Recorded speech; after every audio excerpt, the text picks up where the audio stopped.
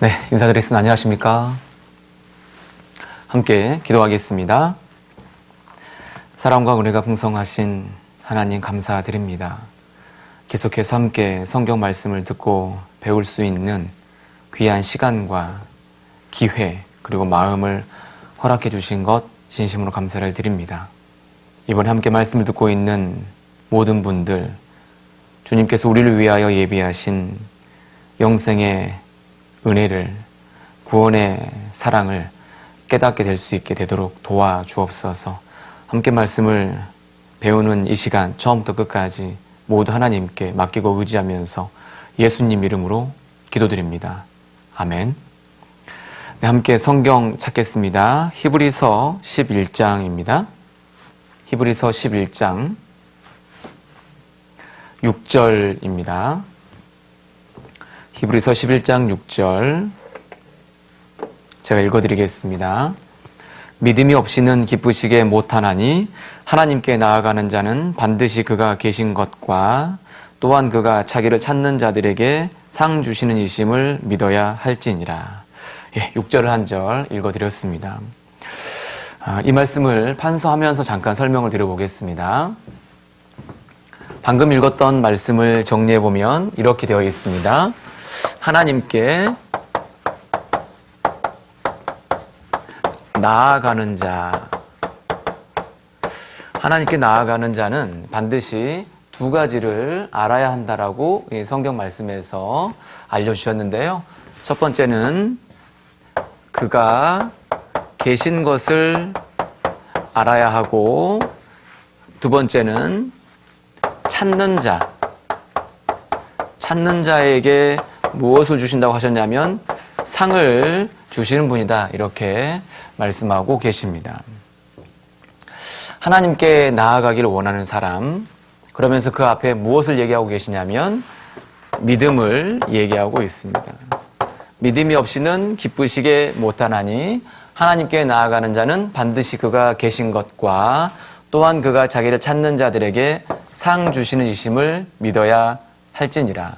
우리가 첫날부터 어제까지 계속해서 듣고 배웠던 내용을 이 말씀은 잘 요약하고 있습니다. 이 1번에서 그가 계신 것에 대한 부분을 어제까지 말씀을 통해서 알아본 겁니다. 하나님은 정말 계실까?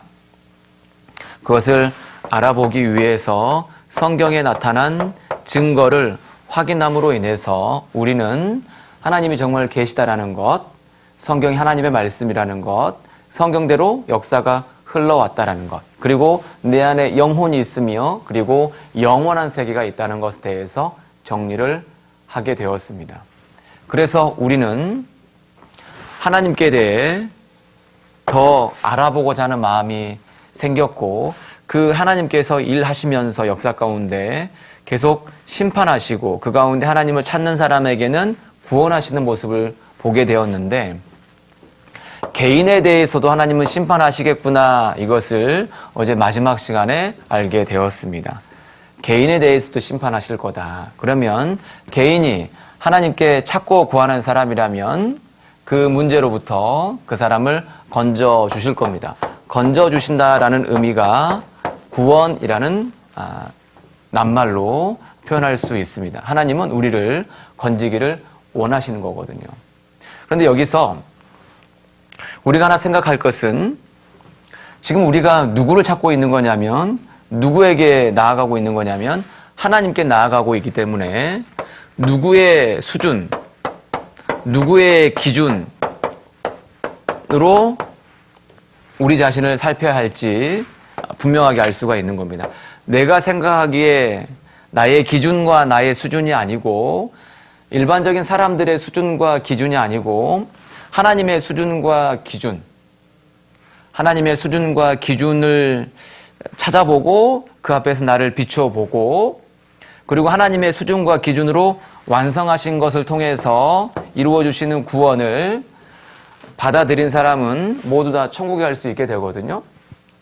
그러한 과정에서 이번 시간은 나라는 사람의 모습을 진단해보는, 그래서 병원에 가서 의사에게 서가지고 의사와 이제 여러 가지 얘기를 나누면서 어떤 문제가 있는지, 무슨 병이 있는지 조사하고 나서, 그리고 나서 치료하잖아요. 이 부분이 치료가 되는 거거든요. 그래서 오늘은 하나님 앞에서 나에게 어떤 문제가 있는지, 그리고 하나님을 찾는 나에게 그 문제를 찾고자 하는 그 사람에게 해결해 주신 하나님의 은혜를 내가 어떻게 받을 수 있을지 생각해 보는 시간을 가져보려고 하는 겁니다. 중요한 부분은 사람의 수준, 내 개인의 수준이 아니고 하나님의 수준, 그 다음에 하나님의 기준에서 우리 각각을 바라보아야 된다라는 겁니다. 하나님의 수준에서 바라보아야 한다. 그래서 방금 읽은 말씀에 우리가 하나님께 나아가고 있기 때문에 하나님 수준으로 바라보자라는 거죠. 화면에 보시면 요한일서 3장에서 이렇게 말씀하고 계십니다. 우리 마음이 혹 우리를 책망할 일이 있거든 하물며 우리 마음보다 크시고 모든 것을 아시는 하나님일까 보냐. 자, 내가 생각하기에도 나에게 어떤 문제가 있는 것으로 드러난다면 하물며 우리 마음보다 크시고 모든 것을 아시는 하나님이 우리 각각을 바라보신다면 문제가 있겠느냐 없겠느냐. 문제가 있다라는 것을 이 말씀은 알려주고 있습니다. 하나님은 무엇을 보시냐면 나의 보는 것은, 하나님이 보시는 것은 사람과 같지 아니하니, 사람들은 외모를 보죠. 겉으로 드러나는 모습들을 보게 되는데 하나님은 그 중심을 보시는 분이다 라고 말씀하고 계십니다. 그러니까 겉과 속을 꿰뚫어 보시는 그 하나님 앞에서 나에게 어떤 문제가 있는지 알아보아야 한다는 겁니다. 사람 행위가 자기 보기에는 모두 깨끗하여도 여호와는 심령을 감찰하시느니라. 그렇죠. 일반적으로 그렇게 생각하잖아요. 나는 괜찮은데 어떤 길은 사람 보기에 바르나 필경은 사망의 길이니라. 이렇게 생각을 한다라는 거예요. 그러나 하나님은 중심을 보신다. 하나님은 그 마음의 비밀을 다 알고 계신다. 아무도 알지 못하고 나만 알고 있는 것, 그 마음 깊숙이 있는 그 은밀한 비밀들도 하나님은 알고 계시기 때문에 그것까지 보시고 심판하시겠다라는 겁니다. 그래서 자기의 마음과 생각을 의지하는 것이 아니고요. 하나님의 방법에 의지하는 자가 지혜가 있는 겁니다. 왜냐하면 법을 세우시고 그것대로 심판하시는 분은 하나님이시기 때문에 그렇습니다. 그래서 심판하시는 그 하나님의 기준에서 나를 바라보자라는 겁니다. 재판장이신 하나님이시라는 거죠. 내가 보기에 깨끗한데 무슨 문제냐라고 말하는데 그렇지 않죠. 기준이 다를 수 있습니다. 이 아이가 놀이터에 나가서 놀다 왔습니다. 집에 오니까 엄마는 이렇게 말했어요. 너의 손에는 세균들이 우글거린다. 그런데 이 친구는 생각하기를 세균이 하나도 보이지 않기 때문에 손가락이지, 손에 있는 건 손가락이지 세균이 아니다. 손톱 끝에 조금 좀 때가 끼어 있을 뿐이지, 그리고 엄지손가락에는 약간의 토마토가 묻어 있을 뿐이지, 이렇게 말하면서 손은 깨끗하다라고 이야기를 하는데 이건 자기 생각인 겁니다. 깨끗해 보인다라고 말하지만 깨끗하지 않죠. 이 아이의 손보다 누구의 손이 훨씬 깨끗할까요? 설거지를 하고 있는 엄마의 손이 훨씬 더 깨끗할 겁니다. 엄마의 손보다 훨씬 깨끗한 손은 수술하기에 앞서 30초 동안 흐르는 물에 손을 씻고 있는 의사의 손이 훨씬 더 깨끗할 겁니다. 각각의 기준에 따라서 깨끗한 정도가 다르잖아요. 손을 우리가 씻을 때 잘 씻기는 부위가 있고 잘 안 씻기는 부위가 있다고 그래요. 여기 붉은색으로 되어 있는 이런 부분들은 잘 씻기지 않는다고 그래요.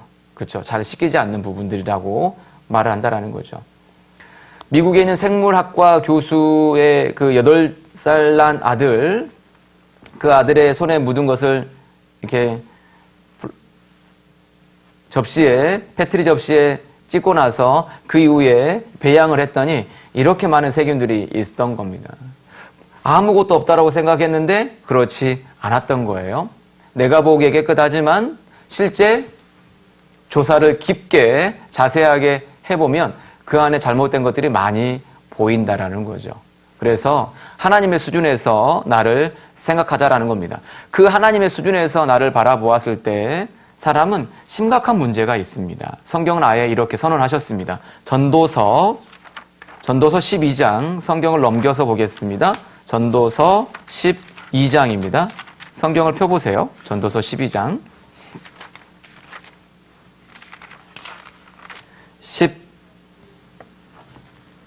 13절입니다. 전도서 12장 13절 제가 읽어보겠습니다. 일의 결국을 다 들었으니 하나님을 경외하고 그 명령을 지킬지어다. 이것이 사람의 본분이니라. 성경에 있는 내용을 요약하면 인생이 마땅히 해야 할 것은 하나님을 경외하는 것입니다. 그리고 하나님의 명령을 지키는 겁니다. 이것이 사람의 본분이다라고 말씀하고 계시죠? 보시죠? 하나님을 경외하는 것, 하나님 명령을 지키는 것, 하나님을 경외한다라는 것은 하나님을 가장 사랑하는 것이고 하나님을 가장 높이는 것이고 하나님이 싫어하는 것을 안 하는 것이 경외하는 겁니다. 근데 우리는 그렇게 살지 않았죠. 그리고 하나님의 명령은 영생을 얻는 것인데 우리는 거기에서 멀리 떠나 있잖아요. 이것이 마땅히 사람이 해야 할 본분인데 사람이 해야 할 의무인데 이것을 지키지 않았다라는 겁니다. 그래서 하나님은 이렇게 말씀하고 계십니다. 내 백성이 두 가지 악을 행하였나니 곧 생수의 근원되는 나를 하나님을 버린 것, 근원인 하나님을 버렸다라는 것. 또 하나는 스스로 그 문제를 해결하기 위해서 웅덩이를 팠는데 물을 저축할 수 없는 웅덩이다. 하나님도 버리고 스스로 노력했지만 하나님과 정반대의 길을 걸어가는 악을 행했다라는 겁니다. 사람은 다 하나님 말씀하시는 그 근본적인 것을 어긴 상태거든요. 그러니까 이렇게 말할 수 있어요. 어떤 병을 가지고 있는, 하나님을 떠남으로 인해서 그러니까 죄라는 병을 가지고 있는 상태로 이야기할 수 있는 겁니다. 사람은 죄라는 병을 가지고 있는 거예요. 죄라는 오물을 뒤집어 쓰고 있는 거예요. 하나님은 사람을 사랑하십니다. 그러나 죄라는 병, 죄라는 오물은 하나님은 미워하십니다. 그래서 죄는 미워하셔요. 어떻게 하면 될까? 오물을 씻어버리면 되겠죠. 병을 치료하면 되는 거예요. 병을 치료하고 오물을 씻어버리면 그 사람을 하나님은 받아주신다라는 겁니다. 하나님은 영혼의 의사이시거든요. 누구나 오면 그 문제를 다 해결해 주시는 거예요. 그런데 사람들은 하나님께 가지 않는 겁니다. 보세요. 영상을 하나 보겠습니다. 자, 다 이제 끝났습니다. 하나님, 감사합니다. 하나님? 네, 하나님이요. 요즘 같은 세상에 넌 정말 하나님이 있다고 믿는 거야? 왜요? 하나님을 믿는 게 이상한가요? 정말 하나님이 있다면 왜 세상에 전쟁이나 범죄, 가난 같은 게 없어지지 않을까? 뭔가 좀 잘못된 것 같지 않아? 세상엔 치과 의사들이 많은데도 불구하고 왜 이렇게 많은 사람들이 이가 상하고 빠지기도 하는 거예요? 글쎄. 치아를 고쳐야 되는데 사람들이 나한테 오지 않으면 나도 뭐 도와줄 수가 없겠지? 맞아요. 하나님도 똑같아요. 우리가 필요할 때 우리 의지로 하나님을 찾아가길 원하시는 거예요. 중요한 부분을 얘기하고 있잖아요. 그죠? 사람들은 병이 있는데, 그러니까 치과 의사에게 찾아오면 그 치아가 다 나을 수 있는데 찾아가지 않기 때문에 치아가 문제가 되고 실은 이제 행복한 삶을 살 수 없다. 이제 이런 맥락의 얘기를 하는데 그렇습니다. 하나님께 가지 않기 때문에 하나님은 그 사람들의 문제를 해결해 주지 않죠. 찾는 자에게 상을 주시는 분이거든요. 로마서 3장에서 이렇게 말씀하십니다. 그럴 수 없느니라. 사람은 다 거짓되다. 오직 하나님만 참되시다. 사람은 다 거짓됩니다. 이것이 성경에서 밝히는 사람에 대한 명확한 기준입니다. 사람은 다 거짓됩니다. 전도서 9장에서는 인생의 마음에 악이 가득하다. 그리고 평생에 미친 마음을 품으며 살아가고 있다. 그 마음에 악이 가득하고 하나님을 떠나서 자기 하고 싶은 대로 살아가고 있다. 인생은 잘못된 길에 들어서 있다는 겁니다. 주의 목전에는 의로운 인생이 하나도 없나이다. 의로운 인생은 하나도 없다. 그래서 우리가 이걸 기억해야 됩니다. 내게 얼마나 죄가 많은지 나의 허물과 죄를 이번 시간 듣고 배우면서 정리가 되면 하나님께 나아가고 하나님께 찾는 마음을 가져야 합니다. 그래서 죄가 많은 인생이다. 이 의미를 성경에서 이렇게 정리하고 계십니다. 마가복음 2장 성경을 보시겠습니다. 마가복음 2장 17절입니다. 마가복음 2장 17절. 마가복음 2장 17절. 제가 읽어드립니다. 예수께서 들으시고 저희에게 이르시되 건강한 자에게는 의원이 쓸데없고 병든 자에게라야 쓸데있느니라. 내가 의인을 부르러 온 것이 아니요 죄인을 부르러 왔노라 하시니라. 예수님은 이 땅에 누구를 만나러 오셨냐면 죄인을 만나러 오셨다라고 얘기하셨어요. 마치 이렇게 설명하고 계시는 겁니다. 자, 건강한 사람은 의사가 필요 없지 않느냐. 어떤 사람에게 의사가 필요하냐면 병이 있는 사람에게 의사가 필요하지 않느냐. 그것처럼 영혼의 의사이신 예수님은 누구를 만나러 오셨냐면 죄라는 병에 걸려있는 죄인, 죄라는 오물을 뒤집어 쓰고 있는 그 죄인을 부르러 오신 거예요. 그러면서 의인에 대한 부분을 말씀하고 계시는데 실제로요. 하나님 보셨을 때 이 세상의 의인은 하나도 없습니다. 다 죄인인데 이렇게 분류할 수 있어요. 자기가 죄인인 것을 아는 죄인이 있고 자기가 죄인인 것을 모르는 죄인이 있는 겁니다. 공통적으로 죄인이죠.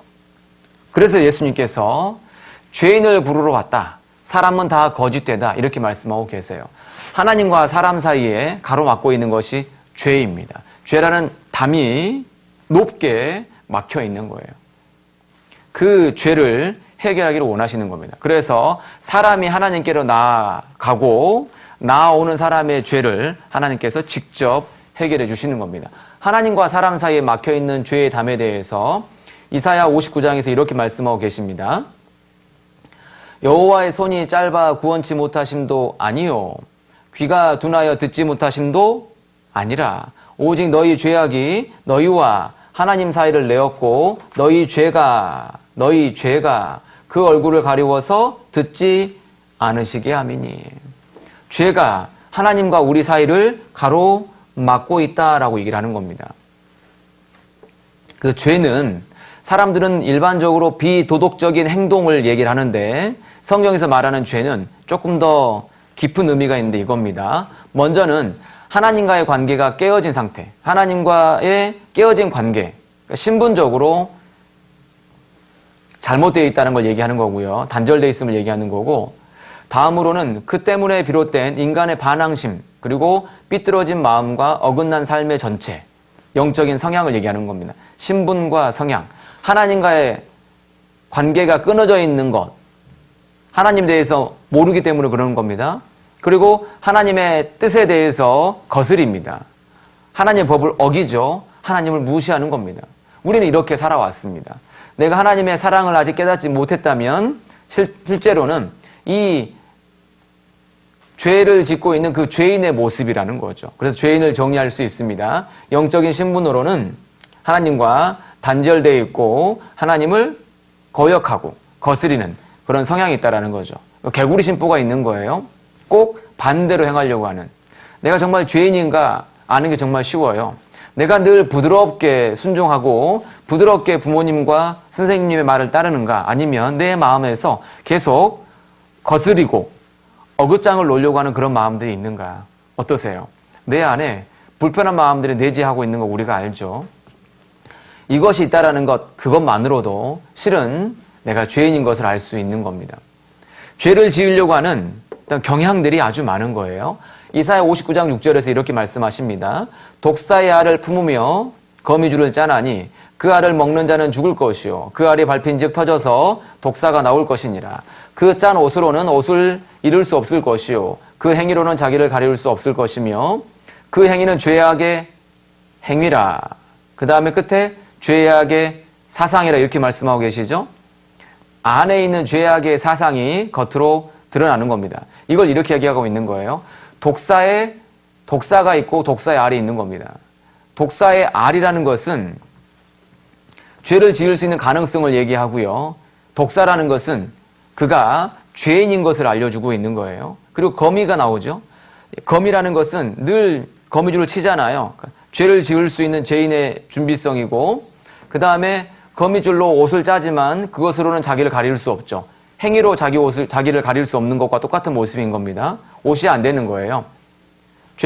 죄인이라는 것을, 죄를 지을 가능성을, 그 다음에 죄를 늘 준비하고 있는 것을, 그리고 이것으로는 자기를 가릴 수 없음을 알려주고 있는 겁니다. 방금 읽었던 말씀에서 그 뼛속부터 온 생애까지 다 죄가 드러나고 있다는 겁니다. 그래서 성경에서 말하는 죄인의 의미는 일반적으로 사람들은 죄를 범하기 때문에 죄인이다라고 말을 하지만 성경은 이렇게 말씀하고 계신 겁니다. 처음부터 이 땅에 태어날 때부터 어머니 뱃속에서 잉태될 때부터 죄를 짓는 거구나. 죄인으로 태어났기 때문에 죄를 범하는 거구나. 이것을 알려주는 거예요. 사람들이 생각하는 것과 정반대예요. 죄인으로 태어났기 때문에 죄를 짓는 겁니다. 왜 사람이 죄를 지을까? 언제부터 죄를 지었을까? 가장 깊은 고민에 빠졌던 사람이 성경에서 말하는 다윗이라는 사람입니다. 시편 51편을 가서 살펴보겠습니다. 시편 51편 5절입니다. 시편 51편 5절 제가 읽어드려 보겠습니다. 시편 51편 5절입니다. 내가 죄악 중에 출생하였으며 모친이 죄 중에 나를 잉태하였나이다. 이 말씀 위에 이렇게 돼 있죠. 1절 위에 표제가 있는데 다윗의 시 영장을 한 노래, 다윗이 밧세바와 동침한 후 나단이 저에게 온 때라고 되어 있는데 화면을 보시면 아주 위대한 왕 다윗입니다. 내가 죄악 중에 출생하였고 내가 모친이 죄 중에 나를 잉태하였다. 처음부터 나는 죄를 가지고 태어났다. 그러니까 죄라는 바이러스에 감염된 상태로 태어났다는 것을 알아버린 거예요. 죄라는 병을 가지고 태어나서 그 죄라는 이 죄성이 어떤 환경과 조건만 주어지면 그것이 겉으로 드러나 버리는 겁니다. 그래서 이 다윗이 어떤 큰 죄를 저질렀냐면 화면에서 보시는 것처럼 이 다윗이 이제 통일 왕국을 이루고 거의 정복 사업을 거의 마무리했기 때문에 이제 자신이 나가지 않아도 되는, 그래서 장수들만 보내도 되는 그런 상황에서요. 늦게까지 낮잠을 자고 이제 궁정을 거니는데 그 아래에서 한 여인이 목욕하고 있는 것을 보게 된 거예요. 그래서 그 목욕하고 있는 여인을 누구인지 알아보고요. 그리고 데리고 와서 부정한 관계를 맺게 되는 겁니다. 그리고 나서 그 뒤에 알았어요. 이 여인이 임신한 것을 알았어요. 그런데요, 이 다윗이 그 여인이 임신한 것을 알고 나서요, 그 여인의 남편이 있거든요. 그 충직한 신하였습니다. 그 남편을 불러들여서 그 전쟁터에 나가 있었거든요. 불러들여서 그 집으로 휴가를 보냈는데 그 남편이 굉장히 충직한 사람이었기 때문에 몇 번의 기회를 줘서 집으로 보냈지만 그냥 왕궁 수비대와 함께 있다가 집으로 가지 않았던 거예요. 그래서 어쩔 수 없이 이 다윗이 편지를 써서 그 위에 있는 요압이라는 장군에게 전쟁이 극심할 때 최전선까지 나가서 죽게 만드는 그런 편지를 보내게 됩니다. 그렇게 편지를 보내서 실제 밧세바라는 여인의 남편인 우리아가 죽게 되는 거예요. 그 후에 그 밧세바라는 여인을 데리고 와서 자기의 아내로 삼게 됩니다. 그리고 그것이 아무 일도 없는 것처럼 그 아이가 태어나기 직전까지 그냥 머물러 있었던 거예요. 하나님이 다윗의 행위를 보시고 괘씸하다라고 말씀하셨는데 한참 후에 하나님께서 화면에서 보시는 것처럼 이 나단이라는 선지자를 보내서 다윗의 죄를 드러내신 거예요. 다윗, 당신은 죽어야 할 사람입니다. 라는 것을 알려주었던 겁니다. 이 다윗이 그 죄를 뉘우치고 하나님 앞에 돌이켰습니다. 그리고 나서 기록된 말씀이 시편 51편 말씀인 거예요.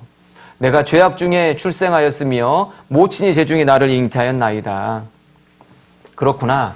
나는 처음부터 죄를 지을 가능성을 가지고 있었구나. 어떤 상황과 조건이 주어지니까 죄가 겉으로 드러나는 거구나. 이것을 알게 되었던 거예요.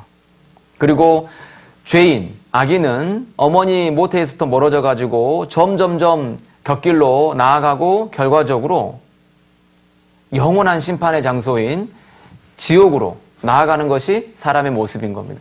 여기 나와 있는 것처럼 처음부터 멀어져서 곁길로 나아가는 것이 사람의 모습이다라는 겁니다. 곁길로 나아가고 있다라는 거죠. 이 처음에 태어날 때부터 죄를 가지고 태어났는데 왜 내 안에 죄가 있게 되었는가? 그 고민하는 이 다윗의 고민, 그 죄의 근원지, 재앙의 진앙지가 어디였냐면 에덴 동산이었습니다. 이 에덴 동산에 하나님께서 동산 중앙에 선악을 알게 하는 나무를 두셨어요. 그리고 아담에게 선악을 알게 하는 나무의 실과를 먹지 말라고 하셨습니다. 먹지 말라. 먹게 되면 정령 죽는다. 아담에게 말씀하셨고 그것을 하와에게도 알려주었죠. 아담이. 그런데요. 사단이 뱀의 모습으로 와서 여자를 꼬드겨서 여자가 그 실과를 따먹게 만들어버린 거예요. 그리고 자기와 함께한 남편에게도 주어서 아담도 먹게 만들어버린 겁니다. 어떤 일이 벌어진 거냐면 하나님의 법을 깨버리는 죄를 받아들인 거예요.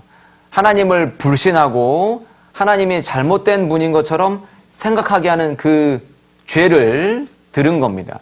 사단의 말을 들음으로 인해서, 사단 마귀의 말을 들음으로 인해서 죄가 이 안에 들어와 버렸고 죄가 들어옴으로 말미암아서 잘못된 결과를 초래해버린 거죠. 하와도 그랬고 아담도 그렇게 한 겁니다. 죄라는 성질을 가지고 죄를 짓는 모습. 이 모습은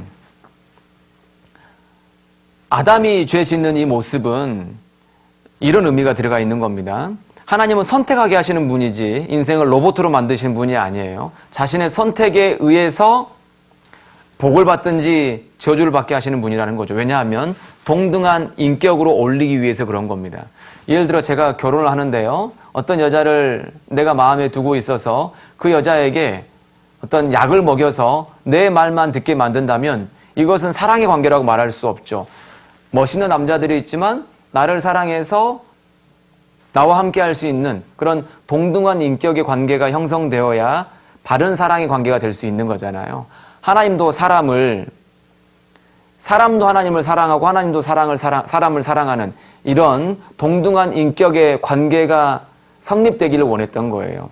선택하기를. 그런데 사람은 죄를 보면서 잘못되어 버렸잖아요. 근데 그 문제를 해결하는 방법도 하나님은 갖고 계시기 때문에 그 방법을 알려주실 겁니다. 아담이 범죄했기 때문에 잘못되었다. 나는 범죄하지 않을 것 같다라고 말할 수 있는데 아담은 모든 사람의 대표여서 우리가 아담과 같이 그 범죄의 현장 속으로 들어가면 똑같이 넘어질 수 있는 가능성이 있는 존재라는 것을 또 보여주는 거예요. 나는 책임이 없다라고 말할 수 있을 것처럼 생각이 드는데 그렇지 않죠. 똑같은 상황에 들어가면 나도 넘어질 수밖에 없는 사람이구나 이것을 알려주는 거예요. 죄는 사단, 마귀로부터 사람에게 넘어 들어온 겁니다. 그래서 죄인이라는 것은 이런 의미가 있는 거예요. 아담에게 속했다. 그리고 사단에게 속했다. 이런 의미가 담겨 있는 거예요. 요한복음 8장에서 이렇게 말씀하셨습니다. 예수께서 대답하시되 진실로 진실로 너희에게 이르노니 죄를 범하는 자마다 죄의 종이니라. 죄를 범하는 자마다 죄의 종이다. 그 다음에 죄를 짓는 자는 마귀에게 속한다. 무서운 말이죠. 죄를 범하고 있다는 것은 죄에게 속해 있고 마귀에게 속해 있다는 증거라는 거죠. 너희는 너희 아비 마귀에게서 났으니 너희 아비의 욕심을 너희도 행하고자 하느니라. 저는 처음부터 살인한 자요 진리가 그 속에 없으므로 진리에 서지 못하고 거짓을 말할 때마다 제 것으로 말하나니 이는 저가 거짓말장이요 거짓의 아비가 되었음이니라. 너희 아비는 마귀다. 너희는 마귀로부터 났다. 그러니까 죄에 속해 있다. 아담에게 속해 있다. 마귀에게 속해 있다라는 거죠. 이 사단 마귀의 특징이 욕심, 그 다음에 살인, 그 다음에 거짓인데요. 하나님께서 사람에게 주신 것에 대해서 욕심을 품었습니다. 그는 그 욕심을 품어서 사람에게 거짓을 가지고 거짓말을 하나님 잘못되신 분인 것처럼 거짓말을 해가지고 그들을 실제 죽게 만든 거예요. 성경에서 말하는 죽음은 하나님과의 관계가 끊어져 버린 겁니다. 그래서 아담과 하와가 범죄함으로 그들은 죽게 된 겁니다. 범죄하는 영혼이 죽으리라는 말씀처럼 그들은 죽게 된 거예요. 그래서 성경은 전에는 우리도 다 그 가운데서 우리 육체의 욕심을 따라 지내며 육체와 마음에 원하는 것을 하여 다른 이들과 같이 본질상 진노의 자녀다. 본질상 진노의 자녀다. 내 안에 있는 욕심, 육체와 마음이 원하는 것 그대로 따라서 행하고 있는 진노의 자녀. 누구에게 속해 있다고요? 정리를 해보면 방금 말씀드린 것처럼 죄에 속해 있고요. 또 누구에게 속해 있다고요? 아담에게 속해 있고요. 또 누구에게 속해 있냐면 사단에게 속해 있는 거예요. 그러니까 하나님과 정반대인 원수 집안에 속해 있는 겁니다. 하나님의 원수이다. 그러니까 심판을 받을 수밖에 없는 거예요. 내가 착하면 되지 않겠느냐? 그렇지 않아요. 집안이 원수 집안이기 때문에 그가 어떤 사람이냐보다 어떤 일을 했느냐보다 그가 어떤 사람이냐 이것이 훨씬 더 중요한 문제가 되는 거예요. 로마서 5장에서 이렇게 말씀하셨습니다. 이러므로 한 사람으로 말미암아 죄가 세상에 들어오고 죄로 말미암아 사망이 왔나니 이와 같이 모든 사람이 죄를 지었으므로 사망이 모든 사람에게 이르렀느니라.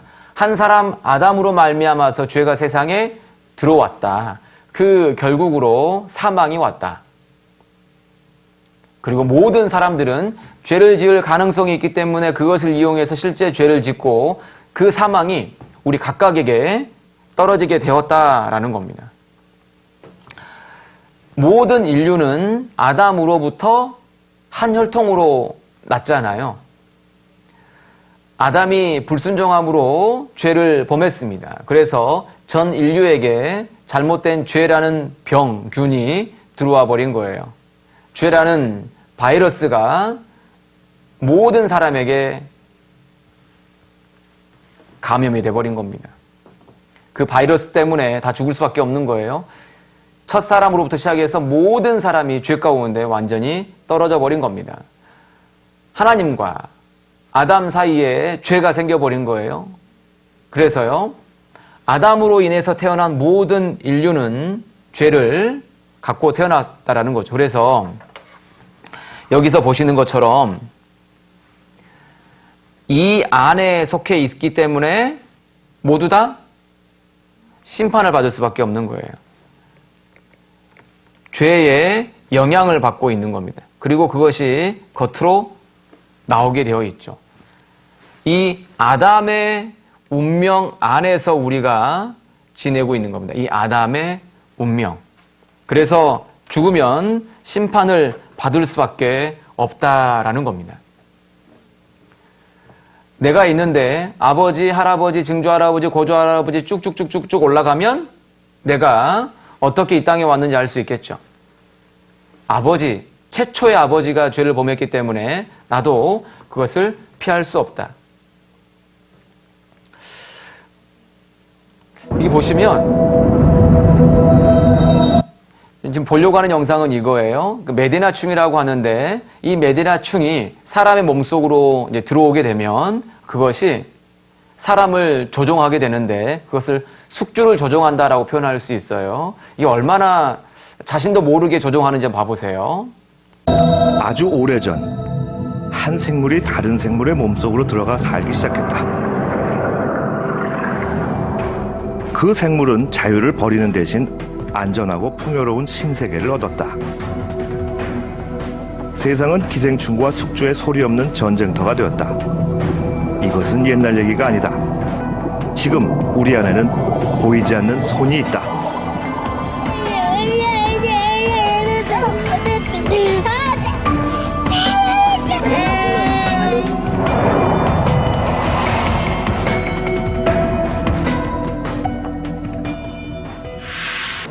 주민들을 고통에 빠뜨리는 메디나충은 도대체 어디서 나타난 것일까? 마을 입구의 작은 강은 주민들과 가축들이 같이 사용하는 유일한 식수원이다. 강물에는 메디나충을 품고 있는 물벼룩이 있고 사람들이 그 물을 그대로 마신다면 메디나충의 한 사리는 이때부터 새로운 사이클을 시작한다. 위 속에서 물벼룩은 그대로 녹아내리지만 메디나충의 유충은 살아남아 몸속에 자리를 잡는다. 2, 3개월 뒤 짝짓기를 하고 나면 수컷은 모두 죽고 암컷만 남아 1년 정도 알을 품고 지낸다. 그 기간 동안 숙주인 사람은 감염 사실을 전혀 알아차리지 못한다. 죄와 똑같습니다. 증상이 시작되는 것은 기생을 시작한 지 1년 정도 지난 후 메디나충이 다리 쪽으로 터널을 파고 내려와 살갗 밑에 자리를 잡기 시작하면 숙주는 심한 가려움과 타는 듯한 통증을 느끼기 시작한다. 바로 이때 메디나충의 기막힌 숙주 조종이 시작된다. 통증을 줄이기 위해 숙주는 시원한 강가를 찾는다. 이것이 바로 메디나충이 원하던 바로 그 일이다. 사람은 스스로 물을 찾았지만 그를 조종한 것은 보이지 않는 손, 메디나충이라는 기생충이다. 방금 뭐라고 얘기했죠?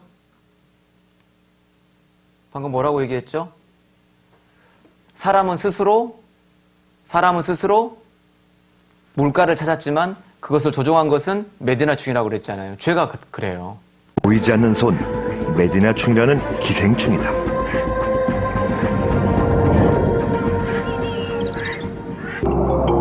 환부가 물에 닿는 순간 수많은 유충들이 물속으로 쏟아져 나오고 메디나충의 물속 생활이 시작됩니다. 자유생활을 하던 유충들은 지나가던 물벼룩에게 기꺼이 잡아먹힌다. 이제 메디나충의 생활 무대가 다시 지상으로 다른 생물의 몸속으로 옮겨갈 차례다. 물벼룩이 들어있는 강물을 사람이 마시면 그는 메디나충의 새로운 숙주가 된다. 이 메디나충이 사람 안에 들어와서 사람을 조종해가는, 사람은 거기에 끌려가는 그 모습을 보여주잖아요. 어떻게 하면 이걸 치료할 수 있을까요? 의사를 만나서 메디나충을 치료하면 되거든요. 그런데 치료하지 않으면 계속해서 메디나충의 지배를 받는 삶을 살게 되는 거예요. 죄가 똑같은 거예요. 내가 죄라는 이 질병에 현재 감염되어 있는 상태구나. 그래서 나는 늘 죄를 범하고 살아가고 있는 거구나. 어떻게 하면 될까요? 예수님께 와서 치료받으면 끝나는 거예요. 찾아오는 사람을 치료해 주시는 겁니다. 죄라는 병입니다. 병. 내 안에 들어있으면서 그것은 계속 작용을 하고 있는 거예요. 사람들은 이야기하죠. 겉으로 안 드러나면 이것이 별로 없는 것처럼 생각하는데 아니에요. 근본적으로 잘못된 거예요. 화면에 보세요. 이사야 1장에서 이렇게 말씀하고 계십니다. 슬프다. 범죄한 나라요. 허물진, 허물이 가득한 백성이요. 행악의 종자요. 씨로 말한다면 죄의 씨라는 겁니다. 죄의 씨. 행위가 부패한 자식이로다. 그들이 여호와를 버리며 이스라엘의 거룩한 자를 만홀히 여겨 멀리하고 물러갔도다. 그러니까 죄인의 모습과 똑같잖아요. 죄를 가지고 태어나 버렸다. 평생 죄를 지을 것이 이 안에 가득 들어있는 겁니다. 그래서 내가 죄인이냐 죄인이 아니냐 아는 방법이 여기에 있어요. 그의 열매로 그들을 알지니 가시나무에서 포도를 또는 엉겅퀴에서 무화과를 따겠느냐. 이러므로 그의 열매로 그들을 알리라. 그의 열매로 그들을 알리라. 어떤 열매를 맺히는가, 이것은 그 나무가 어떤 나무인지를 알려주잖아요. 맺히는 나무를 보자라는 거예요. 열매를 보자라는 거죠. 포도나무는 포도 씨로부터 출발한 겁니다. 가시나무는 가시를 맺히는데, 왜냐하면 시작이 가시 씨였기 때문에 그래요. 이것 사람에게 이제 비유를 해보면, 사람은 죄인이잖아요. 죄를 짓잖아요. 이 열매를 나타내는데, 왜냐하면 씨가 죄시기 때문에 죄라는 열매를 맺힌다라는 겁니다. 포도가 있다. 무슨 나무죠? 포도나무. 가시가 있다. 무슨 나무죠? 가시나무. 죄가 있다. 무슨 나무죠? 죄나무. 왜 죄라는 열매를 맺힐까요? 죄나무니까. 죄인이다라는 겁니다. 여기 6년생 나무가 있고 30년생 나무가 있고 70년생 나무가 있습니다. 감이 열려있죠? 감나무죠? 감나무죠? 감나무죠. 열매가 없네요. 무슨 나무일까요? 감나무죠. 감나무니까 감이라는 열매를 맺히는 거죠. 갓 태어난 아기가 있습니다. 갓 태어난 아기가 죄를 별로 안 지을 것 같지만 죄인이에요. 태어날 때부터 죄를 가지고 태어났고 살아가면서는 죄가 갈수록 많아지는 겁니다. 죄인으로 출생했기 때문에 죄를 살아가면서 계속 지을 수밖에 없는 거죠. 죄가 별로 없으니까 죄인이 아니다? 아닙니다. 죄가 태어날 때부터 죄인으로 태어났기 때문에 죄를 평생 지으며 살아가는 겁니다. 다정스러운 호랑이와 강아지, 개가 있네요. 혹연이네요. 둘이 굉장히 친해 보이죠? 그런데 시간 지나잖아요. 그러면 본성적으로 이 호랑이가 누구를요? 맹수의 기질을 드러내가지고 이 개를 잡아 먹을 수밖에 없다라는 거예요. 그 기질, 죄 성질이 들어있기 때문에 때가 되면 그것이 발현되는 겁니다. 사람도 마찬가지예요. 엄마하고 남자친구죠. 엄마하고 뽀뽀하는 것이 뭐가 문제예요? 굉장히 뼈리퉁하죠. 왜냐? 이 안에 죄라는 것이 들어있어서 그런 모습을 얼굴로 다 드러나잖아요. 안에 있는 죄가 겉으로 다 드러났다 이 말이죠. 죄가 있기 때문에 이것이 나온 거예요. 동생이 울고 있으면 어떻게 해야 됩니까? 아이고야, 이렇게 하면 안 되잖아요. 이 아이 마음에 뭐가 들어있기 때문에 그런 겁니까? 죄가 들어있기 때문에 우는 동생을 못 봐주는 겁니다. 어휴. 죄를 가지고 태어난 겁니다. 시간이 지나면 지날수록 죄는 겉으로 더 많이 드러납니다.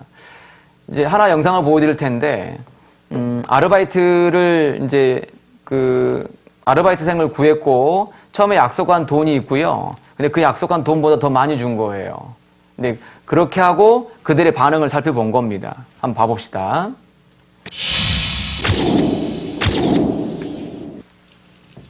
게임은 지금부터입니다. 이 사례금 얘기 주셨죠? 사례금 주려고 15만 원.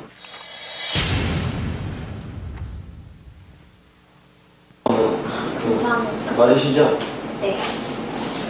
주저없이 15만 받죠? 원 있고요. 맞으시죠? 예. 봉투에 적힌 액수도 봅니다. 15만 원 이거 맞으시죠? 네. 예, 여기 15만 원 있고요. 감사합니다. 맞죠?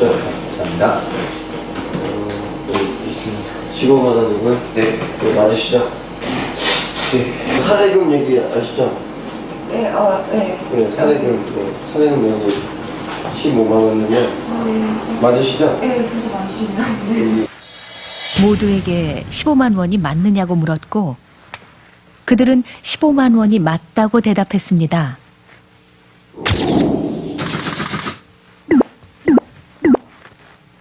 작가가 사례금이 얼마나 그랬어요? 10만 원이요. 사례금 얼마 받았어요? 아, 15만 원. 어제 원윤선 작가가 얼마 준다고 그랬어요?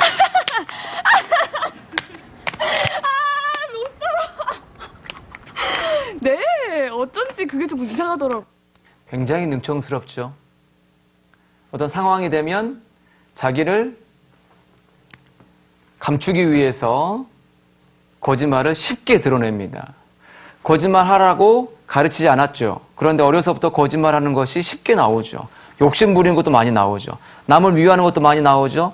그 특징이 사단에게 속해 있는 죄의 대표적인 특징이었습니다. 욕심, 살인, 거짓. 그 죄를 지을 수 있는 그 힘이 이 안에 탁 들어와 있어서 상황만 주어지면 그 죄를 짓는 거예요. 누가요? 우리 모두가요. 그러니까 우리는 누구에게 속해 있는 사람인 걸 알 수 있겠습니까? 죄에 속해 있고 아담에게 속해 있고 누구에게 속해 있습니까? 사단 마귀에게 속해 있다라는 겁니다. 상황만 되면 죄를 짓는 거예요. 그래서 로마서 3장을 가보겠습니다. 로마서 3장 23절입니다. 로마서 3장 23절. 로마서 3장 23절. 모든 사람이 죄를 범하였음에 하나님의 영광에 이르지 못하더니 모든 사람이 죄를 범하였다. 아담 그 사람에게만 탓할 것이 아니고 실제 내 안에 죄가 있었고 나의 선택과 결정에 의해서 내가 죄를 지었기 때문에 책임은 내가 져야 하는 겁니다. 보시면 빙산의 일각이란 말 들어보신 적 있죠? 위에 보이는 빙산은 20%이고 내재되어 있는 것은 80%라고 얘기를 하잖아요.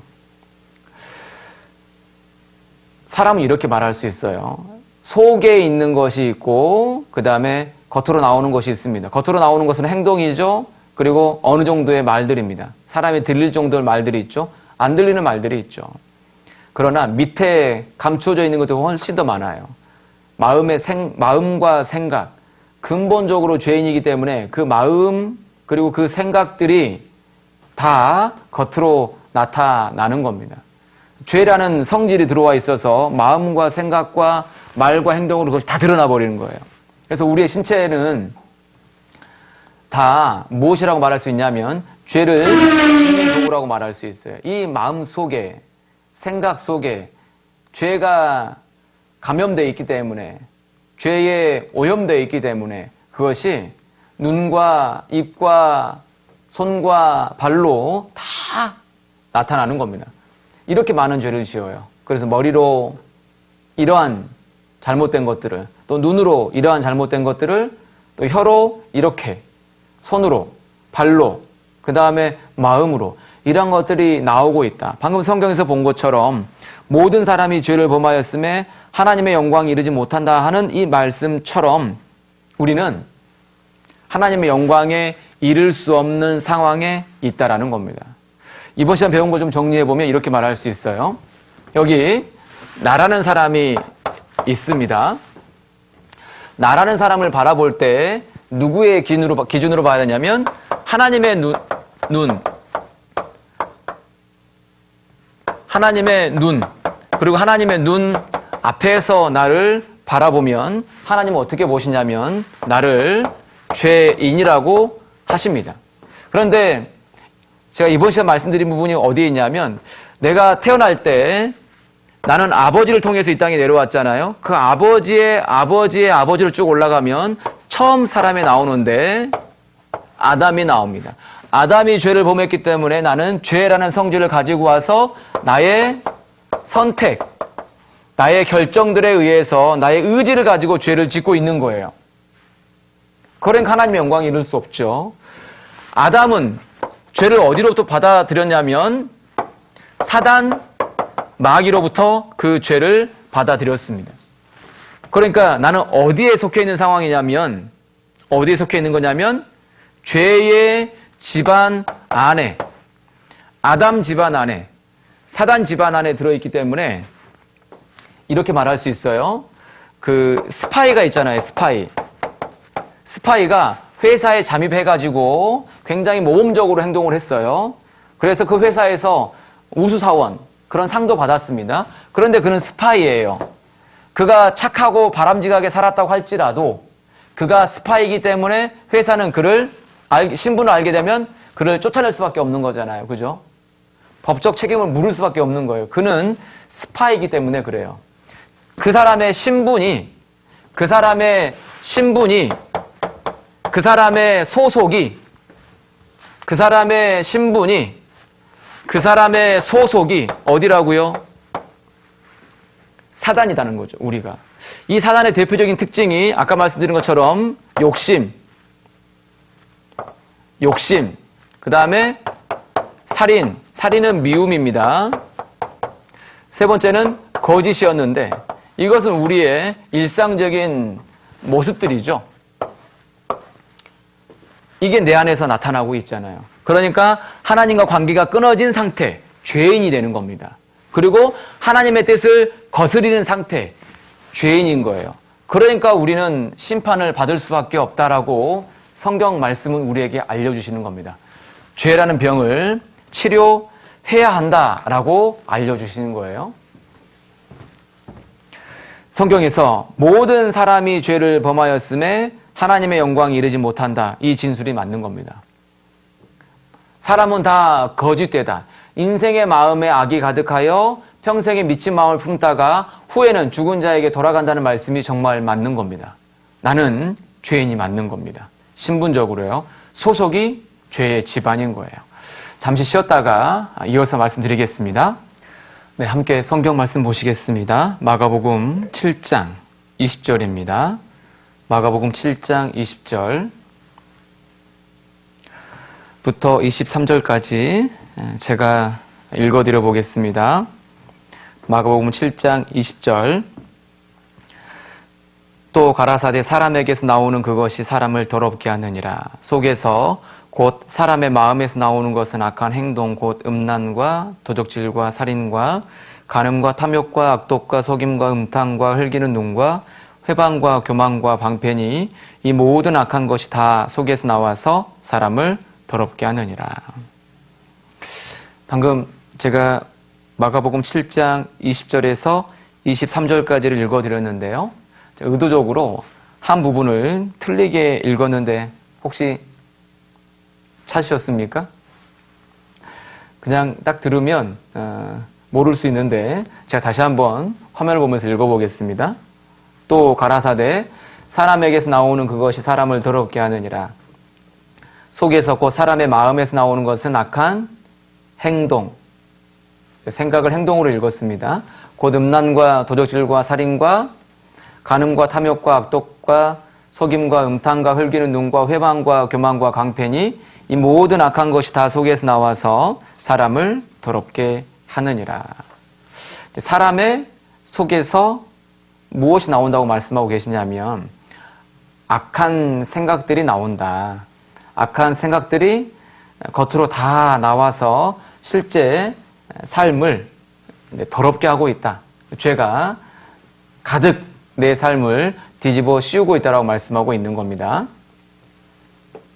사람 그 말이 좋을지라도 믿지 말아야 하는데 왜냐하면 그 마음에 7가지 악한 것들이 있기 때문에 그렇습니다. 그 마음에서 아주 악한 것들이 드러나는 겁니다. 겉으로 좋을지라도 속에 있는 것이 밖으로 나오는 거거든요. 칠판을 잠깐 보시면 사람은 죄라는 그 죄의 성을 가지고 출생했고 이것이 사람 속에 들어있다 그랬잖아요. 그 마음 속에 이게 들어있습니다. 그리고 이것이 생각으로 나오고 이것이 행동으로 나오고요. 이것이 말로 나오죠. 말로 나온 것보다 생각이 훨씬 더 많고요. 행동이 훨씬 많고요. 행동보다 거꾸로 적었습니다. 행동, 말, 행동. 행동으로 나온 것이 행동으로 나온 것보다 말이 훨씬 더 많고 생각이 훨씬 더 크고 안에 있는 게 근본적으로 더 많죠. 그러니까 어떤 누군가에 대해서 어떤 물건에 대해서 욕심이 생겼다고 합시다. 물건을 훔치는 행동을 했다고 할게요. 훔쳤는데 그것의 출발점은 무엇이냐면 욕심이잖아요. 욕심에 의해서 이 훔치는 생각, 훔치려고 하는 말, 결과적으로 훔치는 행동을 한 겁니다. 자, 그러면 성경에서는 이 훔치는 행위만 죄라고 말씀하신 것이 아니고 그 근본 마음부터 하나님 보신다라는 겁니다.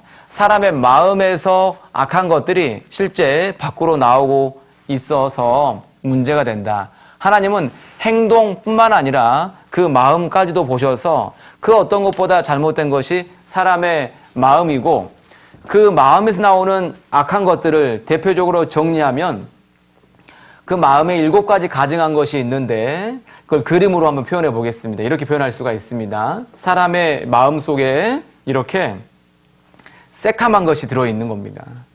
인면수심이라고 하죠. 얼굴은 사람인데 그 안에는 짐승과 같다. 더러운 것들이 정말 가득 들어있습니다. 포커페이스라고 하죠. 속은 불편한데 겉으로만 이렇게 행동을 하는 겁니다. 그 마음속에 7가지 가증한 것이 있는데 이것이 겉으로 드러난다. 있으니까 밖으로 나온다라는 겁니다. 그 마음에 사단 마귀가 계속 충동질하는 거예요. 충동질을 해서 그 죄를 범하도록 하는 겁니다.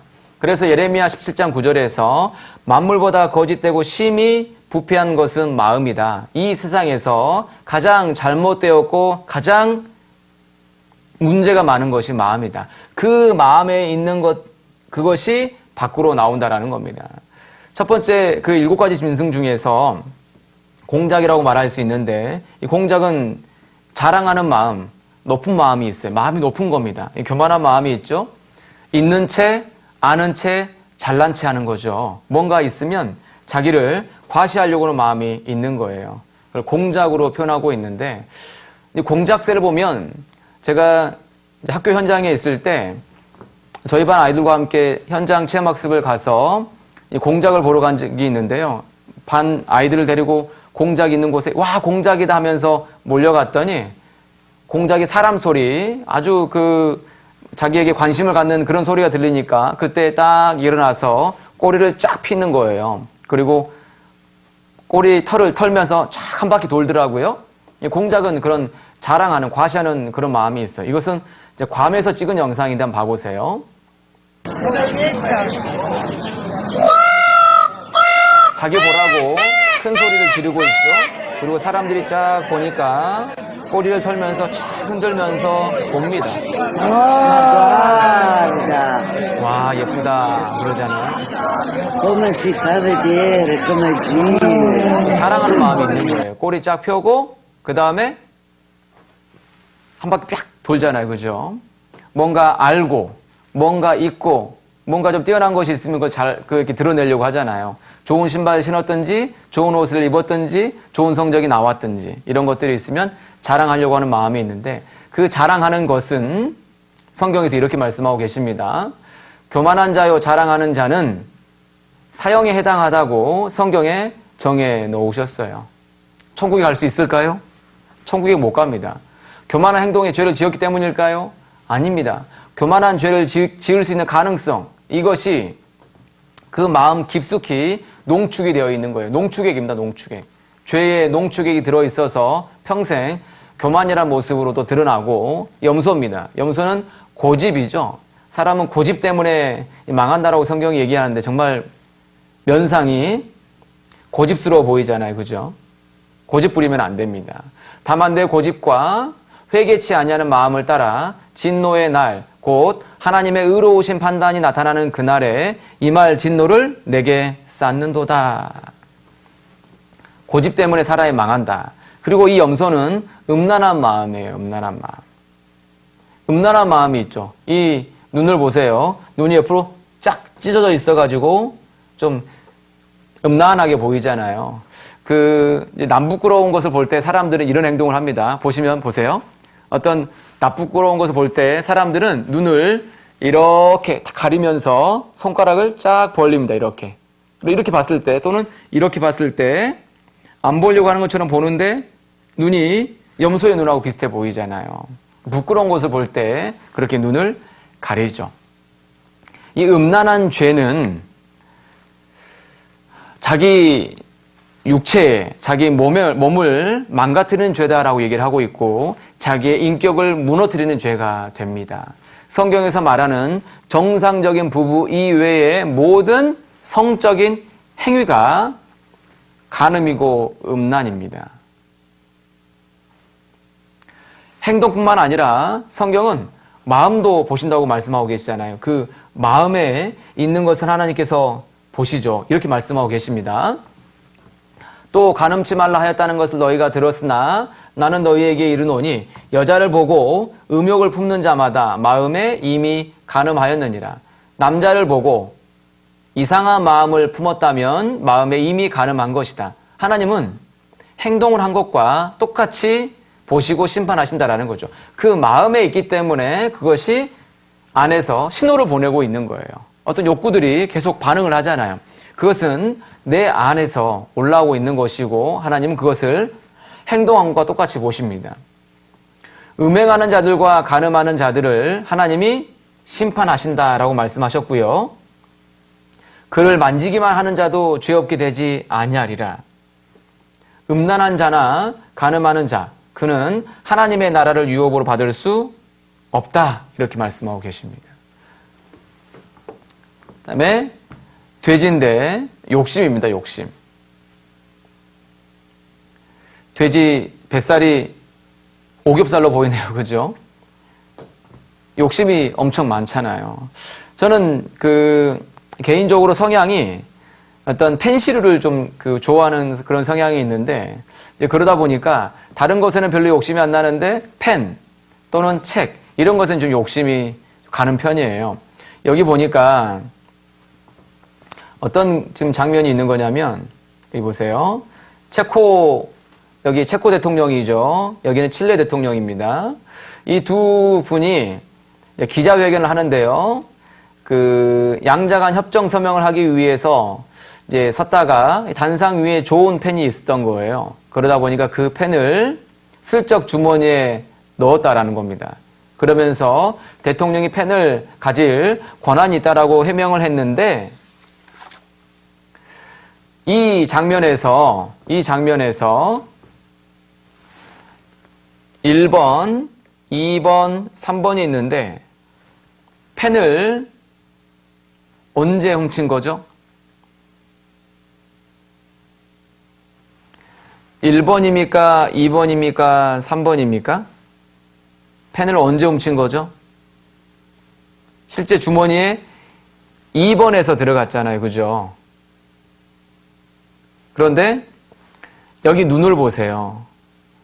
손을 보세요. 어떤 마음이 보이시죠? 욕심이 보이죠? 욕심이란 마음이 행동으로 이제서야 나타난 겁니다. 그죠?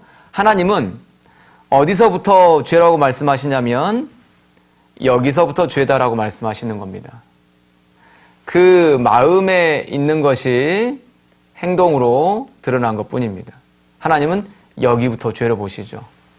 그러니까 하나님께서 우리를 심판하실 때 마음의 동기, 마음의 출발, 마음의 생각까지 다 살펴서 우리를 심판하시니 죄가 얼마나 많겠습니까? 그 심판 앞에 서면 얼마나 두렵겠습니까? 그렇죠? 저는 이걸 볼 때마다 그 생각이 들어요. 우리는 이 부분만 가지고 논하나 하나님은 여기서부터 보신다라는 거죠. 욕심이 정말 많은 겁니다. 자기 욕심에 끌려 미혹되었다. 욕심이 잉태한 즉 죄를 낳고 죄가 장성한 즉 사망을 낳느니라. 그렇죠. 죄가 욕심이 안에 들어있기 때문에 결과적으로 사망에 이르게 되었다라는 겁니다. 안에 있는 것이 겉으로 드러났다라는 거죠. 부모의 물건을 도적질하고 죄가 아니라는 자는 멸망케 하는 자의 동류다. 부모의 물건은 다 내 것인 것처럼 생각하잖아요. 그러나 부모의 허락 없이 거기에 손을 댔다면 그것은 도적질과 똑같은 겁니다. 멸망케 하는 자의 동류, 멸망케 하는 자가 사단 마귀거든요. 사단 마귀와 짝짝꿍 되어 있다. 이렇게 성경이 표현하고 있어서 마귀와 그 사자들을 위하여 예비된 영영한 불에 들어가는 것이 맞는 겁니다. 욕심도 지옥 가는 죄인 겁니다. 이렇게 많이 가지려고 하는 욕심스러운 얼굴이잖아요. 우리 마음이 그래요. 그리고 재물이라고 말했는데 하나님보다 더 좋아하는 무엇이 그 사람의 마음을 사로잡고 있다면 마음에 재물이 있는 것이고 그는 약대, 낙타가 바늘기로 들어가는 것보다 더 어렵다라고 말씀하고 계세요. 불가능한 얘기를 하고 있는 거잖아요. 마음에서 큰 욕심이 자리 잡고 있다면 그것은 그가 천국 못 들어가게 될 무서운 어떤 조건이 되기 때문에 하나님을 더 크게 생각하는 마음, 내게 있는 그 근본적인 문제를 해결하기 위해서 하나님께로 돌아가려고 하는 그 마음이 있어야 하겠습니다. 다음은 맹수죠. 호랑입니다. 또 사자들로 말할 수 있겠죠. 호랑이죠, 여기는. 사나운 마음이고 살인하는 이제 그런 마음인데 성경에서 말씀하시기를 미워하는 것은 살인과 똑같다고 말씀하고 계세요. 이 마태복음에서 이렇게 말씀하셨습니다. 옛사람에게 말한 바 살인치 말라.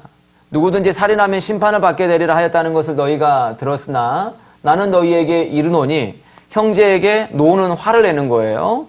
노하는 자마다 심판을 받게 되고 형제를 대하여 라가 히브리인의 욕설이에요. 화를 내고 욕만 해도 그리고 미련한 놈이라고 하기만 해도 어디에 들어간다고 돼 있어요? 지옥불에 들어간다고 돼 있어요. 미워하고 욕하고 화내고 무시하고 이런 것은 성경을 말씀하시기를 살인과 똑같다고 하시는 거예요. 심지어 우리는 부모에게도 함부로 하잖아요. 그러니까 심판받는 게 정말 맞는 겁니다. 이런 모습으로 집에서 지내서는 안 됩니다. 한번 보겠습니다. 너 왜 이렇게 엄마 속삭여 정말? 너 이거 나는가? 너 왜 그래 너 진짜? 내가 다 알아서 해. 너 어린애야? 내가 다 알아서 한다니까. 알아서 하는데 이게 뭐야? 알아서 공부할 테니까 나가. 나가. 아 진짜. 엄마랑 안 싸운 날이 없었어요. 그 반항심이 정말 극에 달해가지고 그냥 엄마가 무슨 말 한마디만 하면 그 말이 짜증이 나는 거예요. 엄마 목소리만 들어도 짜증이 나고요. 엄마가 무슨 말을 딱 하면 듣기 싫어서 방에 들어가고 막 그랬던 것 같은데. 진짜 싫어했어요, 아버지. 정말로 싫어해갖고 아버지가 무슨 말만 하면은 그냥 저는 들은 채도 안 하고 방으로 들어가고 그럼 잠가버리고. 아, 왜 그러는 거예요? 막 그러면서 반말 비스무리 하면서 냅두라고 내 맘대로 산다고 이런 식으로 하면서 도망가고. 뭘 한다 그래? 누가 늦게까지 나가서 기다리는 거야. 안 좋은 일이 있었니? 정말 아무 말 안 하는 게 도와주는 거야. 일하고 사람 붙잡고. 성순아, 엄마를 얘기하기 싫어. 항상 만만한 건 내가 엄마 때문에 못 엄마였다. 살아. 왜 안 깨웠어? 그거 하나 못해? 엄마는 하는 일이 뭐야? 안쓰러우면 엄마가 대신 나갈 거야? 엄마는 뭐 하는 사람이야? 이러지 맙시다. 그죠? 부모에 대해서 불효하는 자는 성경에서 까마귀가 그 눈을 쪼아먹어야 된다. 그리고 불효하는 죄는 돌로 쳐서 죽여야 할 죄다. 이렇게 성경은 얘기하고 있거든요. 불효하는 죄는 정말 큰 죄입니다. 부모를 살인하는 거하고 똑같은 거잖아요. 너 왜 이렇게 엄마 보시면 이 미워하는 마음이 실제 사람을 죽이려고 하는 마음과 똑같다는 걸 알 수 있어요. 이 장면은 일본에서 이제 예능 프로에서요. 가위바위보 해가지고 이기면 이제 이게 그 머리를 치는 그리고 하이바로 모자로 머리를 막는 이렇게 하는 건데 옆에 있는 이분이 계속 이기는 거예요. 여성분인데. 그러니까 남성분이 너무 화가 난 거예요. 그래서 한 번 이겼을 때 그 미운 마음이 폭발하는데 미움이 살인이다라는 좋은 예시가 될 거예요. 봐보세요.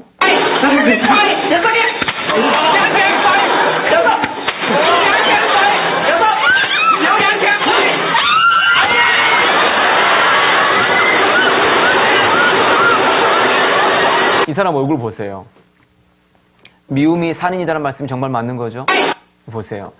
그 형제를 미워하는 자마다 살인하는 자니 살인하는 자마다 영생이 그 속에 거하지 아니하는 것을 너희가 아는 바다. 미움은 살인의 시작점이죠. 미움도 살인입니다. 마음에 있는 것이 내면의 것이 외면으로 나타나는 겁니다. 그 다음 뱀인데 이 뱀은 간사하고 거짓말하는 이걸 얘기하는데요. 사람은 이 뱀 혀를 보시면 끝이 딱 갈라져 있잖아요. 이 말에다 저 말을 하거든요. 모든 거짓말하는 자들은 불과 유황으로 타는 못에 참여하게 된다. 거짓말은 우리의 일상이잖아요. 거짓이 그냥 나오잖아요. 우리가 어디 갈 사람인 거냐, 지옥 갈 사람이다라는 것을 알려주는 겁니다. 그 다음에 개구리인데 이 개구리는 수근수근하는 겁니다. 이 수근수근하는 마음. 수근수근하는 자요, 비방하는 자요. 이 같은 일을 행하는 자는 사형에 해당하다고 이 정하심을 알고도 그와 같이 살아가는 겁니다. 여자들이 이런다라는 것은 남자들은 더 심하다라는 거예요. 욕하는 것도 일반적이잖아요. 평소에 욕 안 하는 사람은 없잖아요. 그렇죠. 욕 안 하는 사람은 없죠. 많이 하느냐, 적게 하느냐, 거의 안 하느냐의 차이지. 하기는 한다는 겁니다. 어떤 이제 그 욕에 대해서 어떤 연기를 하게 되는데 연습을 좀 했느냐라고 물어보니까 무슨 연습이에요. 입이 기억해서 술술술 나오는데 욕이라는 것은 연습할 필요가 없다. 그 속에 있는 것이 그냥 다 튀어나온다라는 거죠. 이거 누구나 다 똑같은 모습이다라는 겁니다.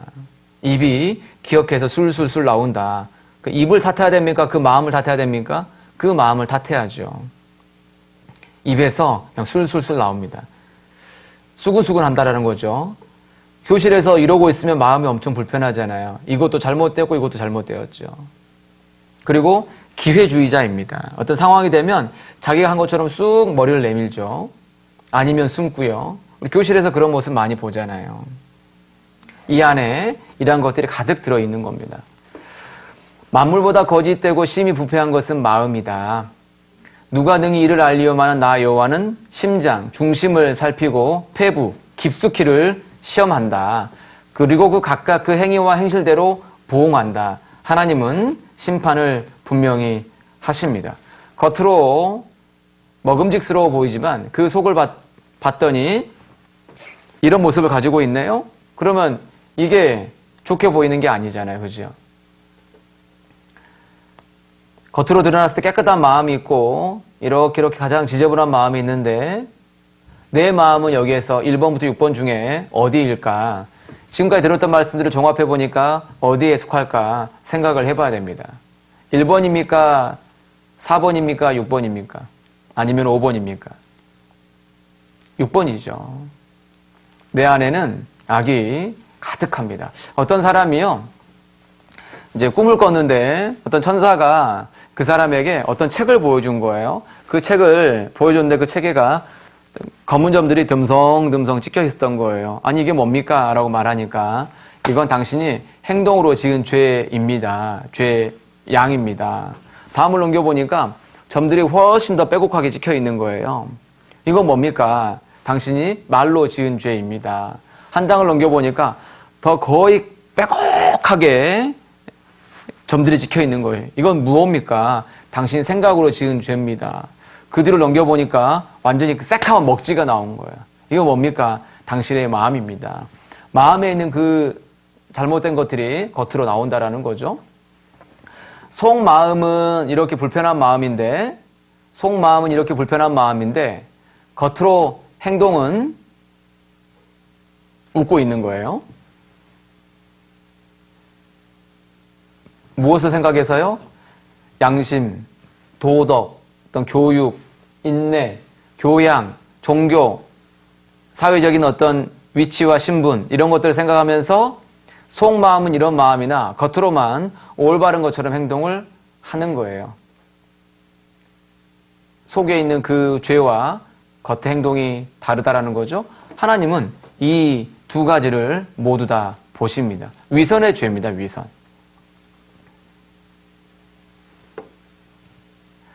속에는 이렇게 잘못된 것들이 들어있는데 포장지를 여러 겹으로 포장을 하는 겁니다. 아무런 잘못이 없는 것처럼요. 그러나 하나님은 그 중심을 보십니다. 그 중심을 보면 그 안에 있는 것들이 다 보인다라는 거죠. 엑스레이를 찍으면 그 안에 있는 게 다 나오잖아요. 공항에서 그 검색대를 지날 때 이런 거 한 번씩 해보신 적이 있죠. 그러면 그 소지품 속에 무엇이 있는지 다 드러나잖아요. 가방 속에 무엇이 있는지 다 보이죠. 이것은 멕시코에서 미국으로 미리고 가는 그 장면, 이 바나나 그 운반 자동차 그 짐 트럭 속에 사람들이 숨어가지고 미리고 가고 있는 장면이죠. 큰 엑스레이로 찍어버린 겁니다. 찍으면 다 나오는 것처럼 사람 속에 있는 것 성경 말씀으로 비춰서 보니까 내 안에 있는 죄가 다 드러나는 거예요. 사람은 외모를 보지만 나 여호와는 중심을 본다. 어떤 죄를 말하는 거냐면 위선의 죄를 얘기하는 거예요. 하나님은 그 속에 있는 것을 다 보세요. 하나님은 다 보십니다. 그 속에 있는 것을 다 보세요. 부패한 마음에 있는 것을 다 보신다라는 거죠. 누가 깨끗한 것을 더러운 곳 가운데서 낼 수 있으리까 하나도 없나이다. 왜 더러운 것이 나오냐? 안에 잘못된 것들이 가득 들어있기 때문에 그런다라는 겁니다. 죄가 가득하다라는 거예요. 욥기 25장을 보겠습니다. 욥기 25장.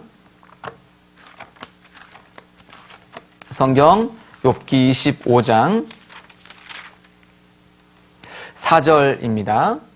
욥기 25장 4절부터 6절까지를 제가 읽어드려 보겠습니다. 그런즉 하나님 앞에서 사람이 어찌 의롭다 하며 부녀에게서 난 자가 어찌 깨끗하다 하랴. 하나님의 눈에는 달도 명랑치 못하고 별도 깨끗이 못하거든 하물며 벌레인 사람 구덕인 인생이랴. 자, 하나님 보셨을 때요. 하나님 눈앞에 섰을 때 하나님은 사람을 어떤 모습으로 보시냐면 벌레요 구더기로 보십니다. 저와 여러분을 하나님은 벌레요 구더기로 보는 겁니다. 그 벌레와 구더기가 그것을 감추고 겉으로는 올바른 행동을 하는 것처럼 보일지 몰라도 잘못되었다라는 거죠. 자, 깨끗한 구더기는 구더기, 착한 구더기는 구더기, 더러운 구더기도 구더기. 그러니까 구더기 앞에 어떠한 형용사를 붙이든 간에 다 구더기죠. 그러니까 죄인 앞에 착하고 돈 많고 그 다음에 선을 행하고 깨끗하고 이러한 것들을 앞에다가 붙여도 죄인은 죄인인 거예요. 근데 그 죄인이 겉으로는 올바른 행동을 하고 있는 것처럼 행동을 한다라는 거죠. 그래서 어떠한 죄를 짓는다라고 말할 수 있냐면 사람은 속에 있는 것을 감추고 겉으로는 올바른 행동을 하는 것처럼 위선의 죄를 짓고 있는 겁니다. 이 마음과 생각이 완전히 마음과 행동이 완전히 다른 것처럼 행동을 하고 있다는 거죠. 그런 하나님은 이 속까지 다 보셔서 위선의 죄를 더욱 가증스럽게 보십니다. 우리는 신분적으로 죄인이고 소속이죠. 그리고 행동으로도 위선의 죄를 실제 짓고 있는 겁니다. 하나님의 눈으로 봤을 때 심각한 죄의 모습인 거예요. 그리고요, 또 하나의 또 죄의 모습을 우리가 알 수 있는데 하나님이 정하신 법이 있습니다.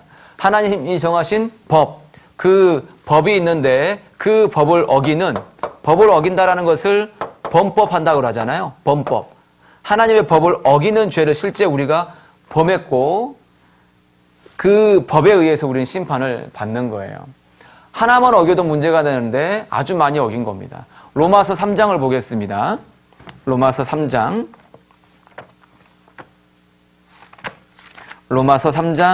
19절입니다. 로마서 3장 19절. 로마서 3장 19절. 20절 제가 읽어드려 보겠습니다. 로마서 3장 19절 20절입니다. 우리가 알거니와 무릇 율법이 말하는 바는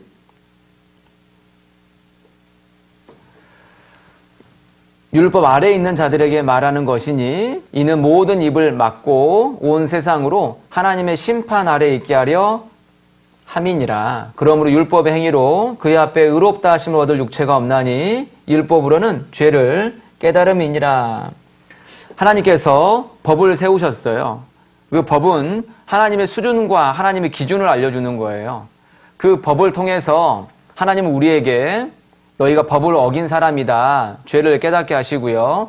하나님의 수준이 얼마나 높은지를 알려주는 거예요. 그래서 인간이 아무리 해도 지킬 수 없다라는 것을, 인간의 한계를 알려주시고 심판을 받을 수밖에 없다라는 심판의 상황에 놓여 있다는 걸 알려주시고요. 그 율법을 통해서 예수님께 나와야 한다는 것을 알려주는 겁니다. 그래서 율법을 거울이고 청진기와 같다고 하는 거예요. 거울로 씻을 수 없고 청진기로 치료할 수 없잖아요. 무엇이 잘못되어 있는가를 알려주는 거잖아요. 그죠? 마찬가지로 율법은 죄를, 그 나의 한계를, 심판을 보여주면서 예수님께 나아오도록 우리를 인도하는 역할을 하는 겁니다.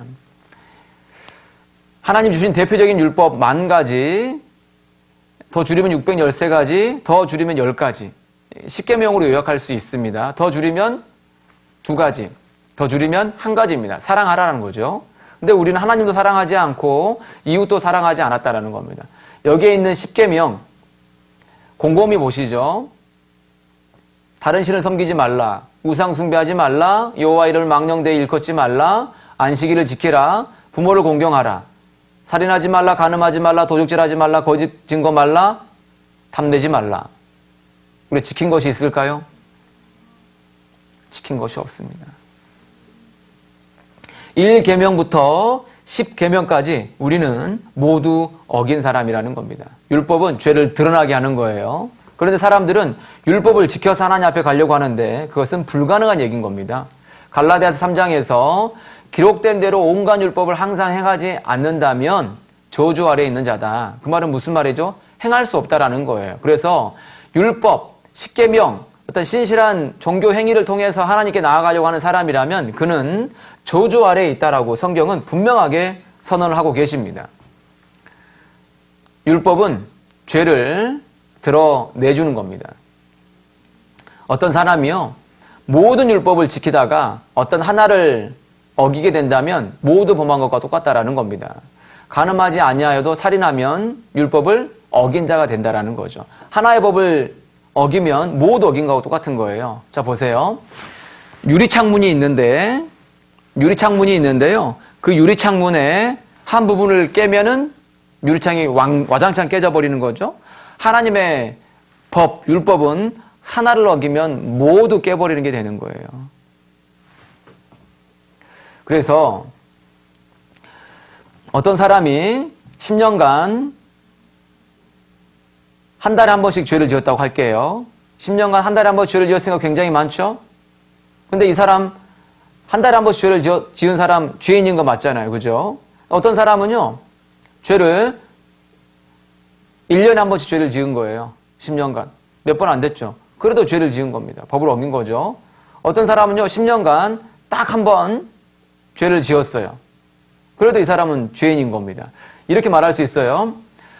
이 빨간 것을 도적질로 말했을 때 이 사람은 10년간 한 달에 한 번씩 도적질했고요. 이 사람은 1년에 한 번씩, 이 사람은 한 달에 10년 만에 한 번 한 거예요. 그런데 이 사람은 한 달에 10만 원씩 훔쳤고 이 사람은 1년에 100만 원씩 훔쳤고 이 사람은 10년에 한 번 훔쳤는데 10억을 훔쳤다.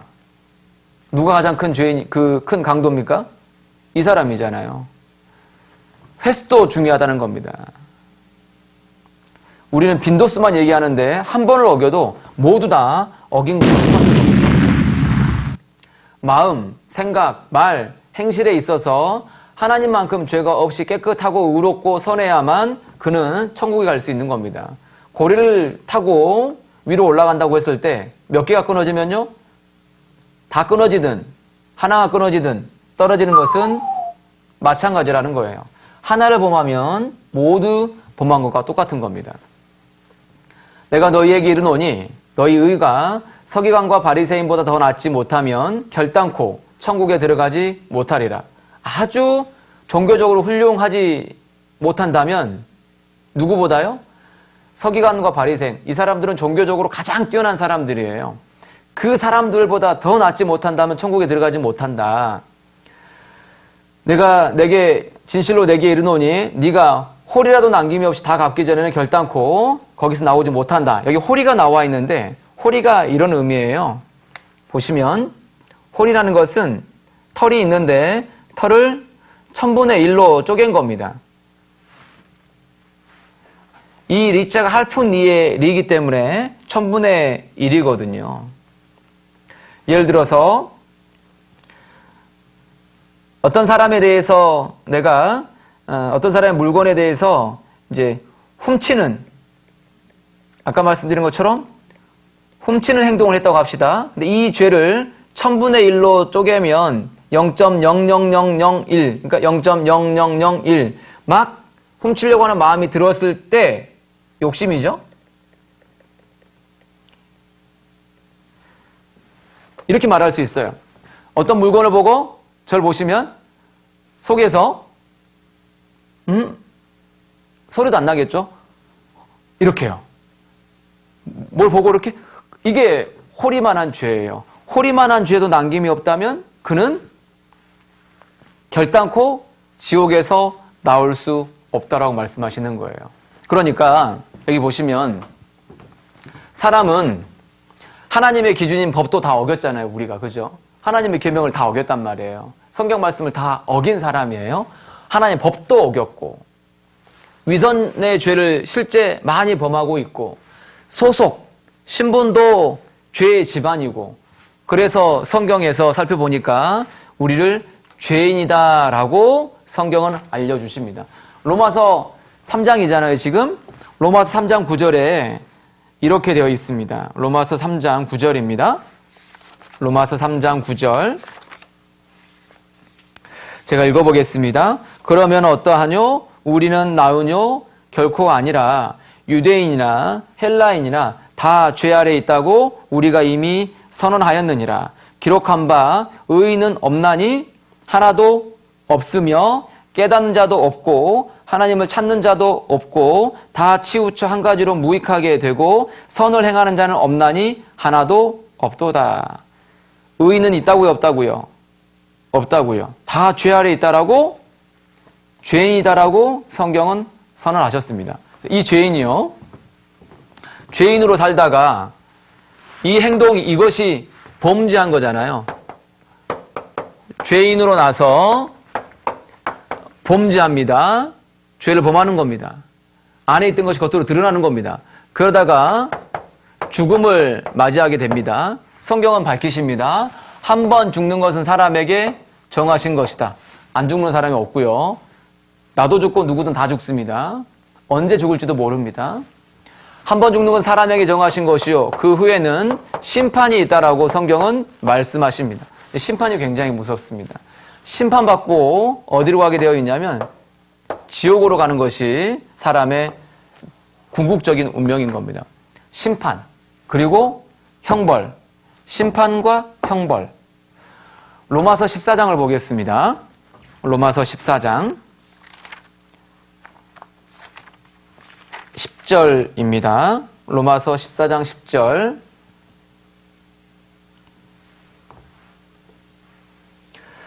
읽어드려 보겠습니다. 내가 어찌하여 내 형제를 판단하느뇨? 어찌하여 내 형제를 업신 여기느뇨? 우리가 다 하나님의 심판대 앞에 서리라. 기록되었을 때 주께서 가라사대 내가 살았노니 모든 무릎이 내게 꿇을 것이요 모든 혀가 하나님께 자백하리라 하였느니라. 이러므로 우리 각인이 자기 일을 하나님께 직구하리라. 우리가 다 누구 앞에 선다고요? 하나님의 심판대 앞에 서게 된다라는 겁니다. 죽고 나면 반드시 심판을 받아야 됩니다. 요한계시록 20장에서는 또 내가 크고 흰 보좌와 그 위에 앉으신 자를 보니 땅과 하늘이 그 앞에서 피하여 간 데 없더라. 또 내가 보니 죽은 자들이 물온 데에 서하고 그 보좌 앞에 섰는데 책들이 펴 있고 또 다른 책이 펴졌으니 곧 생명책이라. 죽은 자들이 자기 행위를 따라 책들에 기록된 대로 심판을 받으니. 심판대 앞에 섰더니 두 가지 책이 있는 거예요. 하나는 생명책, 또 하나는 책들이라고 되어 있죠. 책들이라는 것은 성경책이고 또 하나는 행위범죄록입니다. 우리가 살아가면서 지었던 모든 죄가 기록되어 있는 거예요. 생명책에 이름이 기록되지 않는 사람은 책들에 기록된 대로 심판을 받아서 불못에 던지우는 겁니다. 각 사람이 자기 행위대로 심판을 받고 누구든지 생명책에 기록되지 못한 자는 불못에 던지우더라. 우리 모두는 죄인으로 났고 실제 죄가 있기 때문에 그 죄 때문에 심판을 받을 수밖에 없는 거예요. 죄인입니다. 하나님 앞에서. 그 죄인이 누굽니까? 나입니다. 나. 우리는 신분적인 죄인이죠. 소속으로 죄인이죠. 위선의 행동에 죄를 지었죠. 법을 어기는 죄인이죠. 하나님의 수준과 기준에 도달하지 못한 겁니다. 그래서 우리의 허물이 주의 앞에 심히 많으며 우리의 허물이 우리와 함께 있고 우리가 죄가 많다는 거 우리가 안다라는 거죠. 그 죄를 하나님 앞에 드러내실 거예요. 그런데 사람들은 잿물로 비누로 씻는 것처럼 세탁비누, 세제를 써서 스스로 씻고 많은 비누를 쓴다고 하는 것처럼 행위를 잘 하려고 하지만 그래도 그것은 지워지지 않는다라는 거예요. 하나님 앞에 그것이 그대로 남아 있습니다. 피부가 검은 사람입니다. 그리고 표범에게는 반점이 있는데 이것을 노력에 의해서 바꿀 수가 없죠. 마찬가지로 죄를 가지고 태어난 인생, 악에 익숙한 너희도 그 죄를 선으로 바꿀 수 없다라는 겁니다. 이렇게 말하면 안 됩니다. 나는 무지하니 그 진노가 참으로 내게서 떠났다. 하나님이 이렇게 말씀하십니다. 네 말이 나는 죄를 범치 아니하였다 함을 인하여 하나님 내가 너를 심판하겠다라고 말씀하신다라는 거죠. 그래서 세상에서 선을 행하고 죄도 범치 아니하는 의인 있다고요, 없다고요? 아주 없다. 하나도 없는 거예요. 하나님이 원하는 기준은 선을 행하고 죄도 전혀 범치 않아야 되는데 그런 사람이 있다고요, 없다고요? 없습니다. 그래서 사람들은 선행, 착하게 살면 수행, 어떤가 노력을 통해서 죄를 씻으려고 하면 천국에 갈 수 있다고 생각하는데 그건 착각입니다. 불가능하다라는 거죠. 그래서 인간의 운명은 죄인으로 나서 범죄하고 죽음을 지나면 심판 이후에 지옥, 불에 떨어지는 것이 우리의 운명입니다. 심판을 받는 거예요. 심판이 정말 무섭습니다. 하나님의 그 백보자 앞에 서서 심판을 받는 겁니다. 하나님은 사람을 심판하시기에 오래 생각할 것이 없어요. 왜냐하면 이미 주목해서 다 보셨고 모든 걸음을 다 조사하셨기 때문에 심판하시는데 오랜 시간이 걸리지 않습니다. 하나님 모든 행위와 모든 은밀한 일을 선악간에 다 심판하세요. 겉으로 드러나는 것뿐만 아니라 속에 있는 모든 것, 마음의 비밀을 다 아시기 때문에 심판하시기에 오랜 시간이 걸리지 않습니다. 지으신 것이 하나라도 그 앞에 나타나지 않음이 없고 오직 만물이 우리를 상관하시는 자의 눈앞에 벌거벗은 것 같이 드러나느니라. 모든 것이 하나님 앞에 다 드러날 거예요.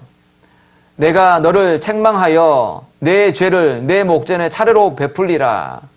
내가 너희를 찢으리니 건질 자 없으리라. 우리의 죄를 하나님 앞에 다 드러내실 거예요. 하나님의 심판법은 누구든지 자기 행위를 따라서 책들에 기록된 대로 심판하셔서 불못에 던지웁니다. 우리가 평생을 살아가면서 지었던 모든 죄를 우리 눈앞에 순식간에 펼쳐 보이십니다. 그리고 불못에 던져버립니다. 이 불타는 지옥에서 영원히 있어야 한다는 거죠. 이 끔찍한 운명이 그 죄로 인해서 우리에게 주어진 운명인 겁니다. 하나님의 심판의 특징은 공정하십니다. 철저하시고요. 죄의 경중을 따지십니다.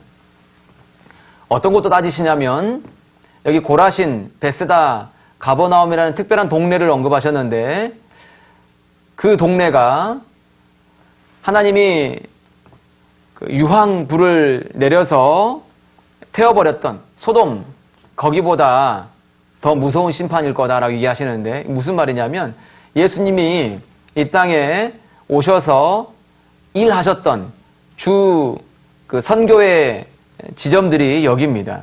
가버나움, 베세다, 고라신. 예수님 행하신 일을 가장 많이 봤던 사람들인 거예요. 그런데 그들의 죄가 예수님을 배척했기 때문에 소돔과 고모라 그 불심판보다 더 무서운 심판을 받게 될 것이다 라고 얘기를 하고 있는 거예요. 이 말은 이거예요. 공정하고 철저하고 죄의 경중을 따지는 이 심판에서 네 번째, 믿을 수 있는 기회를 얼마나 부여받았는가? 믿을 수 있는 기회가 주어졌는데 고의적으로 배척한다면 그의 심판은 훨씬 더 엄중함을 밝히고 있는 겁니다. 하나님이 알지 못하던 시대에는 허물지 않았지만 이제는 다 회개하라고 하셨습니다. 우리가 이 말씀을 듣고 있는 우리에게는 더 심판이 무서울 거예요. 이 말씀을 들었음에도 불구하고 일부러 거부하고 죽음을 맞이하게 된다면 무서운 심판이 임할 수밖에 없는 겁니다. 이것이 너의 일생이었느니라. 5번째는 죄가 순식간에 펼쳐집니다. 그리고 불못에 던지우죠. 그리고 들어가는 곳은 지옥입니다. 지옥에서 놀라는 것이 있는데 실제적인 고통의 장소이고 영원한 곳이죠. 나갈 수 없는 곳입니다. 일체 희망이 없는 곳이죠. 더 충격적인 것은 안 들어올 수 있었는데 들어왔다라는 그 후회감, 상실감이 평생 영원히 이를 갈 수밖에 없는 곳이 이 불타는 지옥입니다. 지옥의 특징은 죄와 고통이 연결되어 있는 고통의 장소이고 사람이 겪는 최고의 고통은 불에 의한 고통이라 그래요. 거기는 구더기도 죽지 않고 불도 꺼지지 아니하느니라. 사람마다 불로써 소금치듯함을 받는 곳이 이 지옥입니다. 태양인데요. 태양의 온도가 매우 뜨겁잖아요. 별 중에서 진짜 뜨거운 것은 이렇게 별이 뜨겁다 그래요. 봐보세요. 그래서 이 파란색으로 갈수록 별의 표면의 색깔이죠. 별의 중심의 온도는 다 1000만도가 넘어요. 자, 별의 중심의 온도는 얼마가 된다고요? 1000만도가 넘는다고요. 지옥불은요? 더 뜨겁습니다. 땅속에 있는 이 마그마, 용암이죠. 얼마나 뜨겁습니까? 이렇게 불타는 곳에서 영원히 있어야 한다는 거예요. 봐보세요. 과학자들이 잠든 사이 극도로 뜨거워진 용암이 부글부글 끓어오르더니 넘치기 시작한다.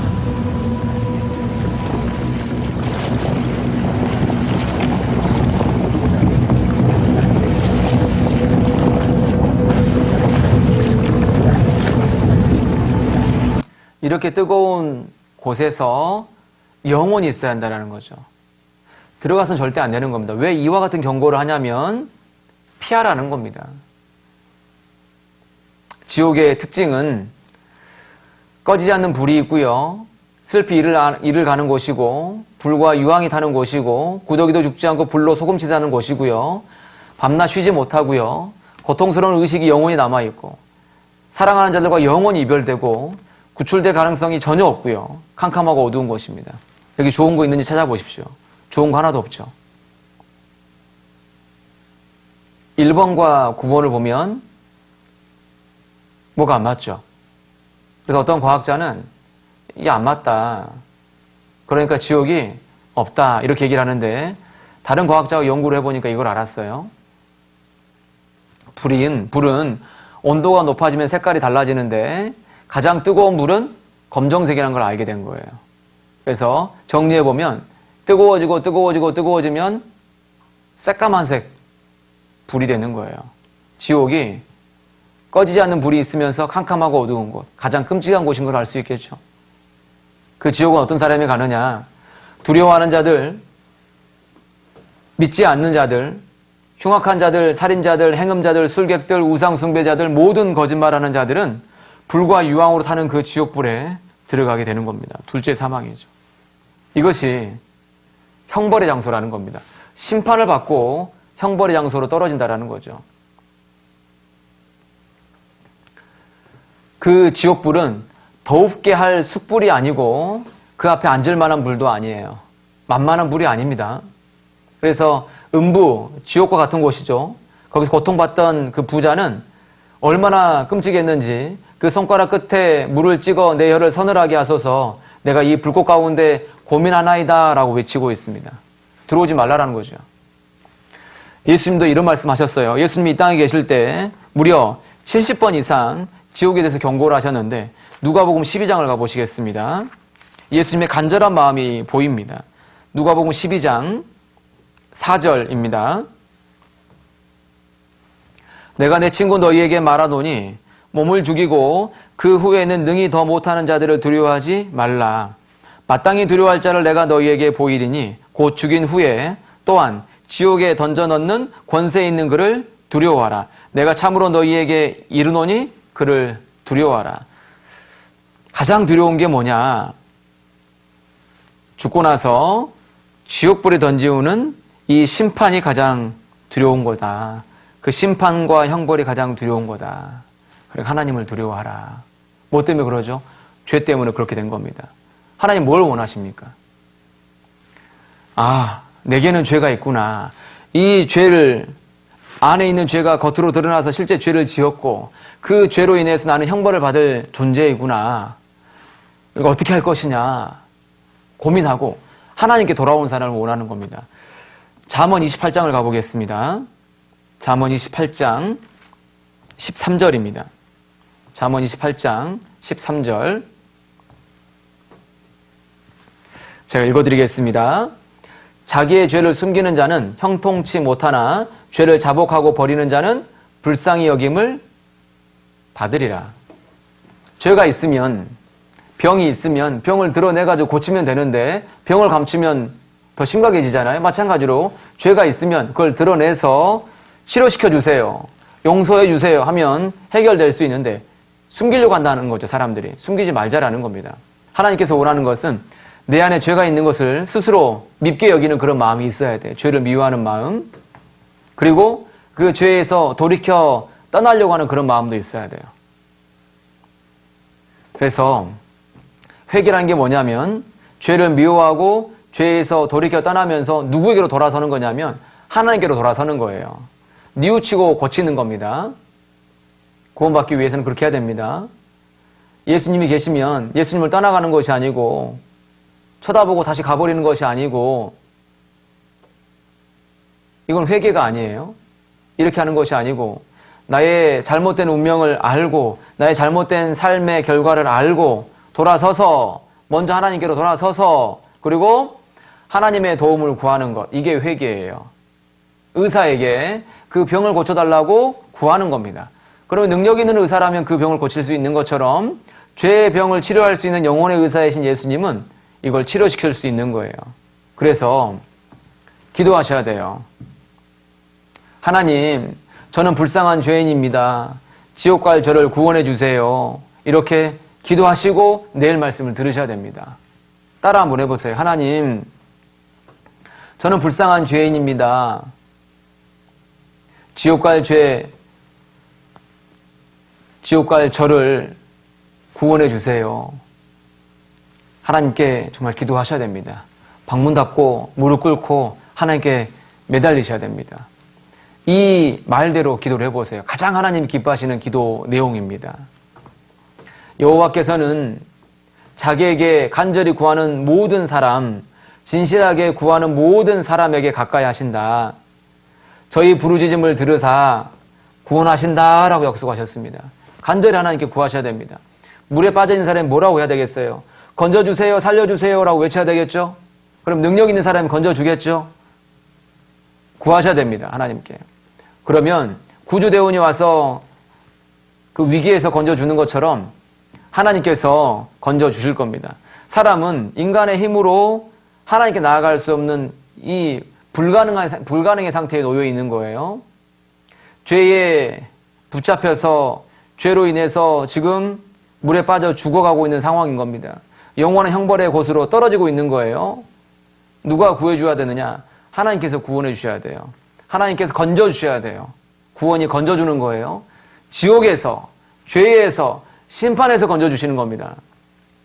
물에 빠져있는 사람 예수님이 베드로를 건져주신 것처럼 죄로 인해서 심판으로 빠져가고 있는 우리를 예수님께서 건져주기를 원하세요. 어떤 사람에게요? 하나님 저를 건져주세요 라고 외치는 사람에게요.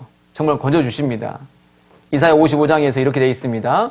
너희는 귀를 기울이고 내게 나와 들으라. 그리하면 너희 영혼이 살리라. 기도하시고 내일 와서 들으시면 그 죄 문제 해결될 수 있어요. 진실로 진실로 너희에게 이르노니 죽은 자들이 하나님의 아들의 음성을 들을 때가 오나니 곧 이때라. 듣는 자는 살아나리라. 준비된 사람은 듣기만 하면 문제가 다 해결될 수 있습니다. 왜냐하면 하나님은 다 해결할 수 있는 분이기 때문에 그렇습니다. 마태복음 19장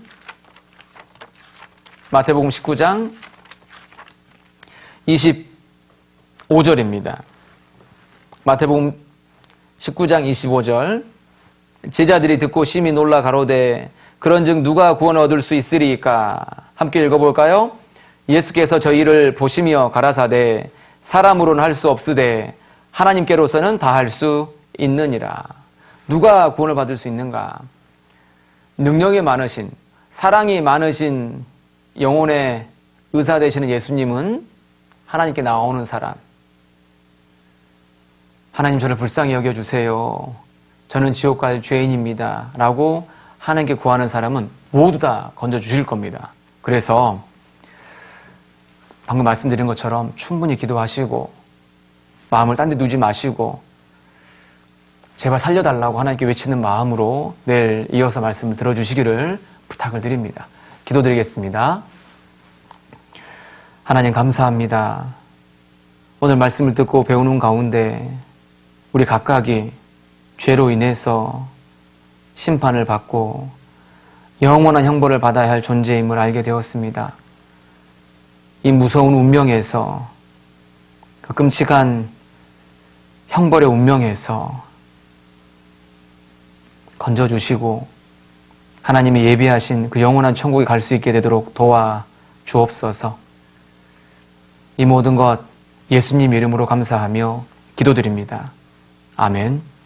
네, 수고하셨습니다.